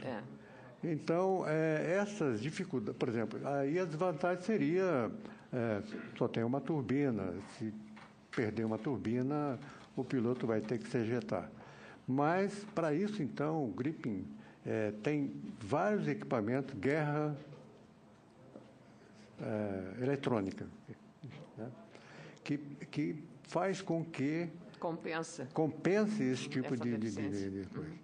Ele não é uma aeronave de 5ª geração, como todos pensam. É uma aeronave que, segundo nosso brigadeiro Quepaldi, com todas essas inovações tecnológicas, poderia ser considerado uma aeronave 4.6 de geração, né? Se o senhor puder explicar melhor o que é essa questão de 4ª geração, 5ª geração, 4.6? Tá. Para chegar à 5ª geração, hoje considerada aeronave de quinta geração, só quem tem essa aeronave hoje, né, voando efetivamente, é os Estados Unidos. Eles têm um avião chamado F-22, né, que o radar não pega esse avião, por geometria e por pintura, tá? Mas os Estados Unidos não vende para ninguém esse avião. Tem um outro avião que saiu agora, isso é para mercado internacional, o F-35, um avião menor ainda, que tem essa capacidade, americano também. Eu soube que o russo também está desenvolvendo uma aeronave de quinta geração. Né? É uma tecnologia muito avançada que depende mais de uma decisão política de um país do que, eu diria, ganho tecnológico, porque é uma aeronave bastante sofisticada. Como é que está a China nessa A China também está pretendendo desenvolver uma aeronave de quinta geração. Né? Não sei se eu respondi todas as perguntas da nossa senadora. Quanto ao orçamento, realmente é importante que haja uma cronologia de desembolso. No caso, por exemplo, do KC-390, que está em desenvolvimento e que precisa cumprir o cronograma, porque o mercado externo tem muita gente querendo entrar nesse tipo de avião. Então, o governo tem mantido, através do PAC, mantido desembolso regularmente. Comandante, a minha preocupação orçamentária é que esse projeto é um contrato internacional e aí não há possibilidade de fazer contingenciamento. Então, a minha preocupação é com o orçamento hoje, do custeio dos investimentos, do orçamento anual que tem a Força Aérea Brasileira, como o Exército e também a Marinha. Então, por isso me preocupo, tem projetos muito importantes que nós desenvolvemos, CISFRON, CIVAN, todos os outros que precisam, não podem ficar descobertos, né? E orçamento é essencial. Então, agora, me refiro. Obrigada. Não há necessidade de desembolso financeiro para a aquisição desses equipamentos, tanto no orçamento de 2014, como 2015, como 2016. Procede a informação de que, assim que nós recebermos o último equipamento, portanto, o 36º, é que nós, governo brasileiro, iniciamos o pagamento. Então, esse pagamento está programado para ser iniciado quando? Para deixar um pouco clara a preocupação desta comissão com relação à continuidade deste importante projeto, não apenas do ponto de vista da defesa, mas, sobretudo, do ponto de vista também tão importante da transferência de tecnologia, até considerando que a incorporação de tecnologia nesse campo ele é dual. Claro. Ele terá ganhos nessa área, mas terá ganho também em um campo muito vasto do relacionamento humano, nunca se esquecendo que tecnologias como da internet saiu da indústria da defesa e que, ao longo desse processo, muitos ganhos podem ser incorporados. Como é que Vossa Senhoria poderia nos assegurar que esse tipo de projeto não tem solução de continuidade em relação dos constantes contingenciamentos que nós assistimos no orçamento público brasileiro, podendo colocar em risco programas, como disse aqui a senadora Ana Amélia, que tem dimensão internacional. Permitido. Nós estamos agora discutindo o contrato, né? Depende um pouquinho de nós também, né? Porque aqui o Congresso se mobilizou febrilmente para impor uma regra constitucional do orçamento impositivo nas emendas parlamentares individuais. Então, depende muito também da ressonância desse tema no mundo político. E aí a nossa comissão tem um papel primordial. Esse aspecto da cronologia de desembolso, né? Nesse momento está sendo discutido no contrato, porque nós podemos ter duas opções. Tem financiamento, a SAB já ofereceu financiamento, e tem que conversar com o Tesouro e com a Fazenda e Planejamento para ver se eles querem colocar no financiamento externo ou querem bancar através de fontes sendo o Tesouro Nacional. Então, tudo isso está sendo discutido nesse momento, de tal maneira que o desembolso de recursos sejam compatível com o nosso orçamento também. Né? Mas é o desembolso que está previsto para começar a acontecer em que exercício orçamentário? Dentro do financiamento proposto, o nosso desembolso mesmo em moeda seria através depois de receber a última aeronave. 2023. 23, 6 meses depois, 8 meses depois de receber a última aeronave, a gente teria que pagar o financiamento. Perfeito. Senador Eduardo Suplicy. Prezado comandante da Aeronáutica, Junino Saito, e brigadeiro Eduardo José Augusto Crepaldi Afonso, meus colegas Ricardo Ferraço, Aloysio Nunes e Ana Amélia fizeram já tantas perguntas e grande parte do que eu também iria perguntar. Mas quero primeiro enaltecer a maneira como a Aeronáutica e o Ministério da Defesa, e nos seus procedimentos, aqui se colocaram sempre com tanta transparência, e certamente acredito que as 3 grandes empresas internacionais que participaram desse processo de licitação longo, acho que respeitaram muito a decisão que foi tomada pelo governo e a maneira como tudo aconteceu. Eu gostaria, em primeiro, na exposição do brigadeiro José Augusto Crepaldi Afonso, ele começou com a exposição de um primeiro modelo inicial, mas quis poupar o brigadeiro Sato de dizer quando é que ele começou, mas eu acho que seria interessante para nós se puder informar qual foi o modelo e qual foi o ano que começou a existir aquele modelo. Acho que é uma informação relevante para todos nós. É que no início da apresentação ele mostrou o primeiro modelo construído e desenvolvido no Brasil, mas ele não. Eu queria que ele falasse qual o nome do modelo e qual foi aquele ano que, pela primeira vez, não sei se foi já o primeiro ano que o brigadeiro Saito utilizou, agora, pilotou, né, o avião. Então, eu, no ano de 1970, eu era tenente, saí de Porto Alegre para dar instrução lá em Natal, né?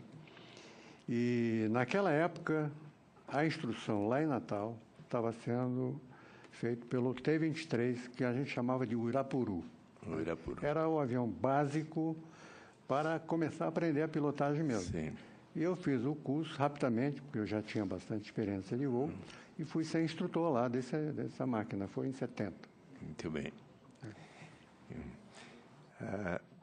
Também me chamou a curiosidade, como se chega aos 22 milhões de quilômetros quadrados sob a responsabilidade da aeronáutica para bem, porque afinal são 8 milhões e meio aproximadamente de quilômetros quadrados a área do Brasil, mas então esses 22 milhões abrangem que área, seja dos nossos vizinhos por área doméstica, seja do Oceano Atlântico. Eu agradeço se puder nos informar. Posso responder, senador.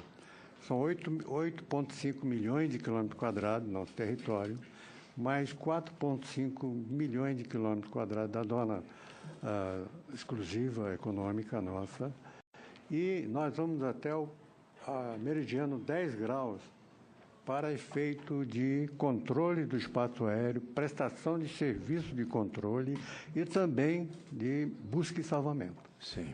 Esse é um acordo internacional que nós temos, o governo brasileiro firmou junto aos organismos internacionais como a ICAO, né? De maneira, poderia só explicar bem como é que se, por exemplo, no Oceano Atlântico vai a quantas milhas ou quilômetros? Aproximadamente. Bom, eu sei que nós fazemos essas buscas com 60-30, né? E também agora, com a vinda do P3, que está sediado na base aérea de Natal, que tem 16 horas de autonomia, nós fazemos esse apoio de busca e salvamento. Pois não. Com respeito à questão do emprego, se puder nos dizer, esse projeto que, conforme explicaram, vai gerar possibilidade de produção com grande desenvolvimento tecnológico no Brasil, está se prevendo uma geração de emprego, seja ali na Embraer, seja em São Bernardo do Campo, seja lá em Porto Alegre, e se puder nos dizer qual a possibilidade de geração de empregos e relacionado a isto, em que medida vai se fazer necessário o treinamento das pessoas que vão trabalhar nessa área, seja aqueles que serão engenheiros, que serão trabalhadores especializados e tudo. Se puder nos dar uma informação a respeito disso, acho que é muito relevante, por favor. Bem, adicionalmente à pergunta que faz o senador Eduardo Suplicy, tem a ver com essa pergunta. Eu gostaria muito de ouvir a opinião de Vossa Senhoria. Sabe-se que a Embraer, a principal indústria aeronáutica do país, assinou acordos de cooperação com as 3 finalistas do processo de seleção do projeto FX2. No caso da opção pelo GRIP NG, deduz-se que a Embraer seja, portanto, natural a principal parceira da SEAB no fornecimento, na construção desses caças. Entretanto, não se sabe o grau de magnitude dessa parceria. Existem especulações sobre o papel que poderá ter a planta industrial prevista pela empresa sueca em São Bernardo do Campo, onde sugeriria um novo polo aeroespacial semelhante ao polo de São José dos Campos. Foi noticiado, inclusive, que a planta do ABC Paulista, orçada em 150 milhões de dólares, poderá fabricar aeroestruturas de caça que depois seriam enviadas para a montagem na unidade da Embraer em Gavião Peixoto. Como é que se dá, na visão de Vossas Senhorias, essa diversificação? Por que não concentrar tudo em Gavião Peixoto? Essa diversificação é necessária, é importante, isso significa dispersão de energia, isso significa influência política numa decisão como essa? Qual a avaliação de Vossa Senhoria sobre essas decisões, que são da Embraer, naturalmente, com a SAAB? Mas a avaliação de Vossa Senhoria. A SAAB, junto com outras indústrias brasileiras, vão colocar lá em São Bernardo fábrica de estruturas. Não é para pegar essa estrutura, montar um avião lá em São Bernardo. Seria mais prático montar isso em Gavião Peixoto, onde a Embraer já tem as suas instalações? Não, mas ali não tem, né? Ali é só... em Gavião Peixoto não tem fábrica de estruturas, né? Tá. São vários componentes que chegam de todos os lugares e a Embraer, então, monta e integra todo o sistema lá em Gavião Peixoto, de aeronaves militares. Aeronaves civis é feito em São José dos Campos, né? Então, há muita especulação sobre isso, mas posso garantir ao senhor, São Bernardo fabricará componentes, isto é, estruturas de avião. E a Embraer vai montar essa estrutura em Gavião Peixoto, não só a estrutura, mas toda a parte de aviônica e todos os componentes do avião. Integrar todos os... Integrar tudo lá em Gavião Peixoto. Então, essa é o que está sendo... não é nem imposto, isso é natural, né? Não vamos colocar uma outra fábrica de avião em Gavião Peixoto. Quanto ao problema que o nosso senador perguntou sobre... Os empregos e a formação das pessoas. Esses dados foram colhidos junto às empresas da indústria aeroespacial. Sim. Então, há uma perspectiva de criação entre 2 e 3 mil postos de emprego diretos e algo em torno de 22 mil empregos indiretos. Uhum. Então, esses são os números que nós temos fornecidos pelas indústrias aeroespaciais.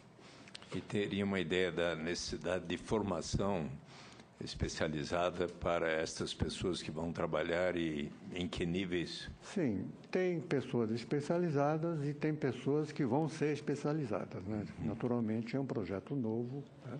Mas são pessoas que já têm experiência nessa área. Muito bem.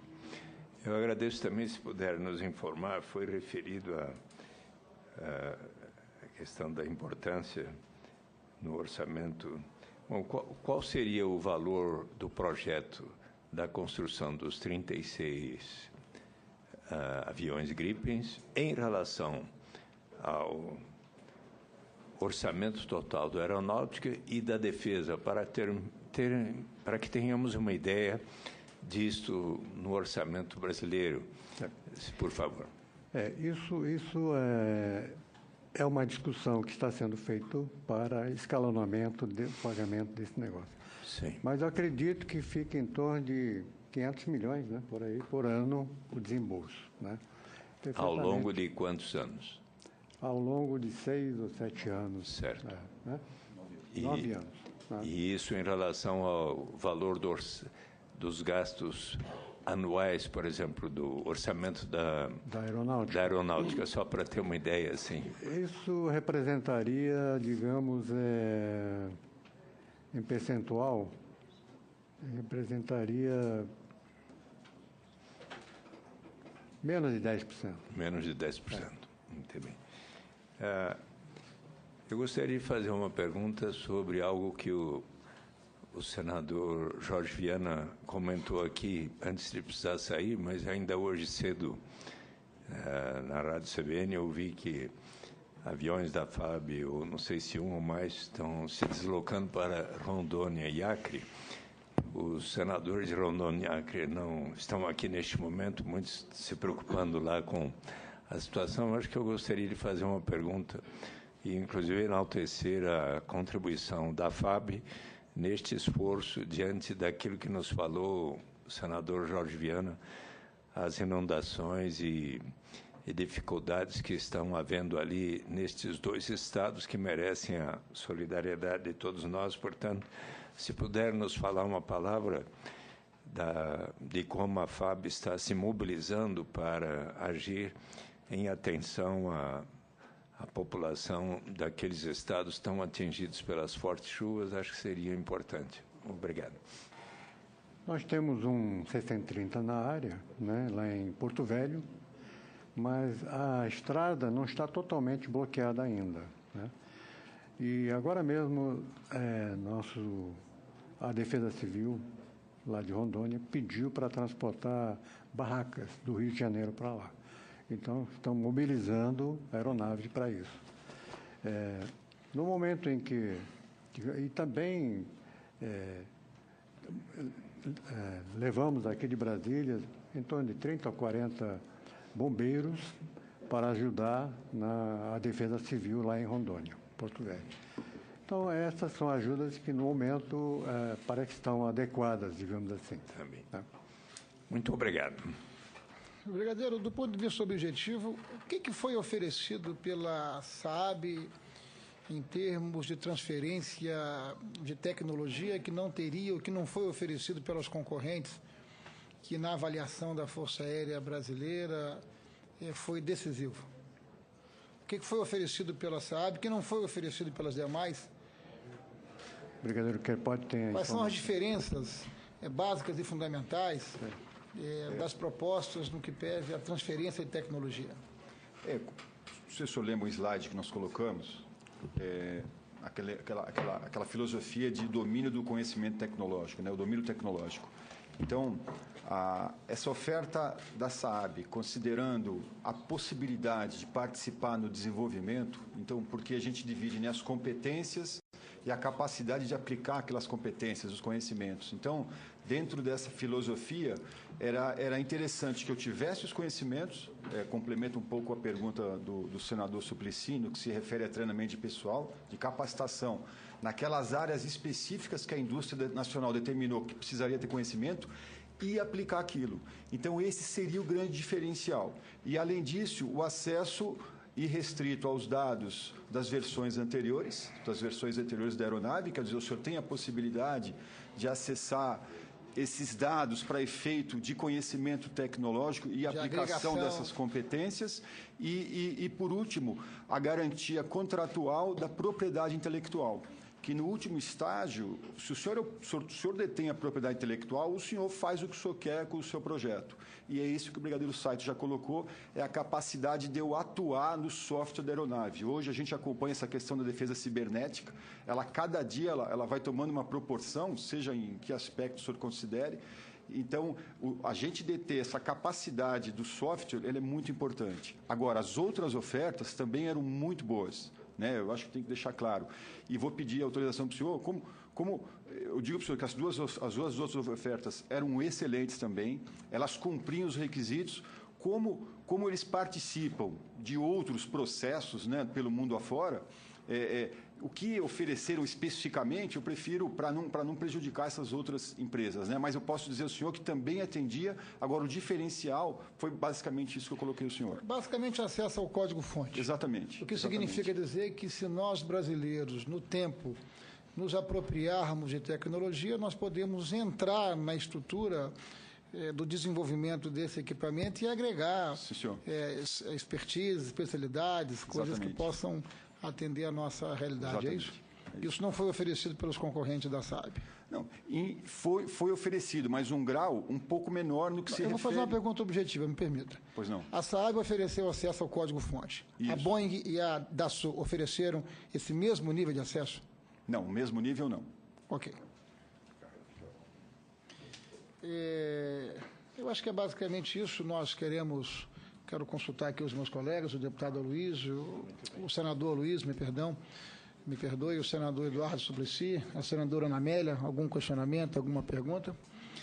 Nós queremos agradecer muito as presenças do tenente brigadeiro Dual, comandante da Aeronáutica, o honrado oficial da Força Aérea Brasileira, o Junito Sait, de igual forma, o brigadeiro Crepaldi, pela presença, pela honra de terem compartilhado com a Comissão de Defesa do Senado Federal essas indagações, esses questionamentos que fazem parte do nosso ofício e do nosso trabalho. Evidentemente que entre o anúncio e a consolidação da assinatura do contrato existe uma distância grande.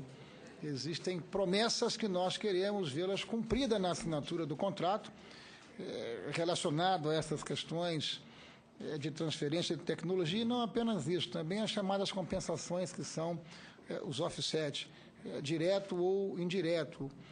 A última pergunta que faço para terminar é a seguinte: quais foram as diferenças fundamentais do offset da SAAB para as concorrentes?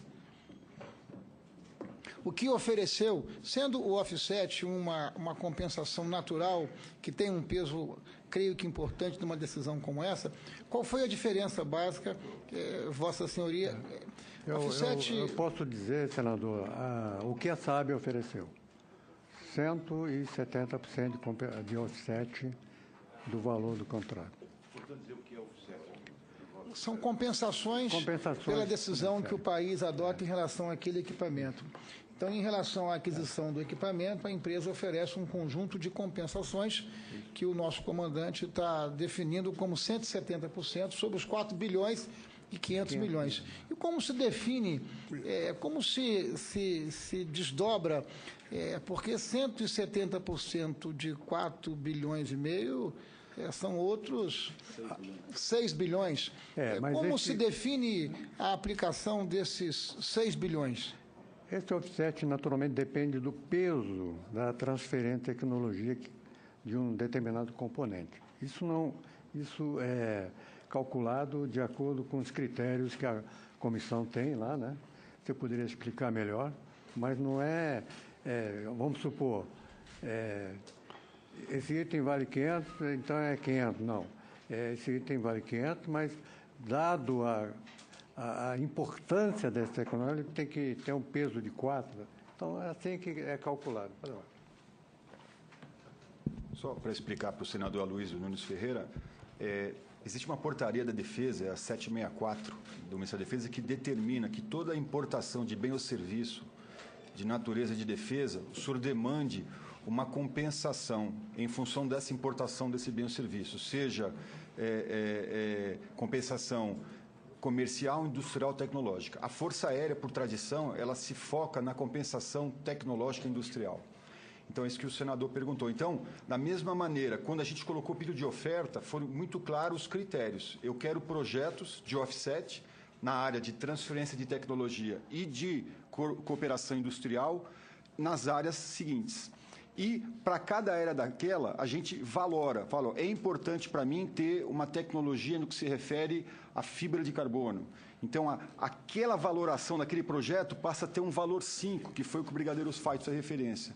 Então, o senhor, computando depois todos os projetos a partir dessa avaliação numérica, chegamos a esse número de 100 e tantos por cento que o brigadeiro Saito informou o senador Ricardo Ferraz, que é um acordo em separado, que para nós é tratado como um contrato administrativo e é cobrado exatamente como um contrato administrativo, com as penalidades previstas na lei.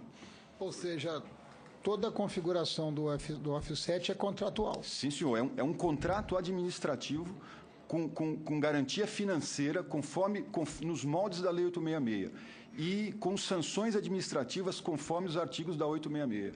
Então, é uma ferramenta, nós aplicamos isso já há muito tempo, porque se a empresa não cumpre o offset, ela é penalizada financeiramente no seu não cumprimento. Evidentemente que a nossa energia e as nossas preocupações estarão depositadas agora em cima das tratativas que a Força Aérea Brasileira, que o Comando da Aeronáutica estará fazendo com a empresa vencedora para que tudo que foi anunciado possa estar efetivamente detalhado e formalizado no contrato, o que vale ao contrato.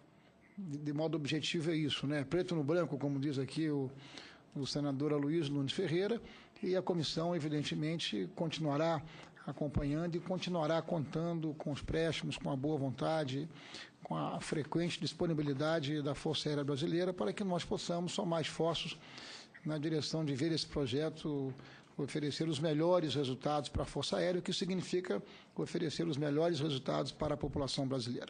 Passo a palavra a Vossa Senhoria para a manifestação final.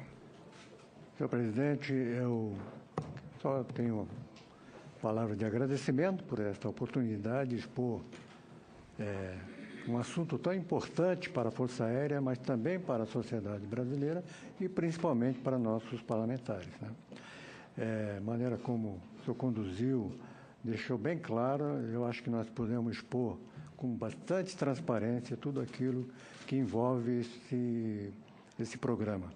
Eu quero só finalizar dizendo o seguinte, que as três empresas sempre elogiaram a maneira profissional, transparente e ética com que a nossa comissão conduziu esse assunto ao longo desses anos aí. É um motivo de orgulho, inclusive a senadora Amélia mencionou as palavras do presidente da SAAB, é exatamente como o nosso pessoal procedeu nesse assunto. E quero deixar claro, e a dispor da Comissão de Defesa Nacional, no momento em que for preciso algum esclarecimento, estaremos prontos aqui para esclarecer ao longo do ano, durante a discussão do contrato. O senhor pode estar certo que o nosso pessoal é muito competente, tem pessoas extremamente competentes, que nós vamos cobrar a cada linha do que foi proposto. Nós agradecemos muito a Vossa Senhoria e o cumprimentamos pelo trabalho exitoso e extraordinário que faz à frente da nossa aeronáutica. Muito obrigado, está encerrada a sessão. Pela ordem, senhor presidente, só antes de encerrar a sessão, pela ordem... entregar o relatório da viagem que o senador Valdir Raupp e os deputados Ivan Valente e Edson Santos fizemos ao Irã na semana passada, e agradeceria se depois puder verificar a possibilidade de marcar a audiência com a ministra Maria do Rosário, se possível em março, em consonância com a senadora Maria Rita, presidente do CDH, que diz que está disposta a marcar. Agradeço a Vossa Excelência, está encerrada a sessão.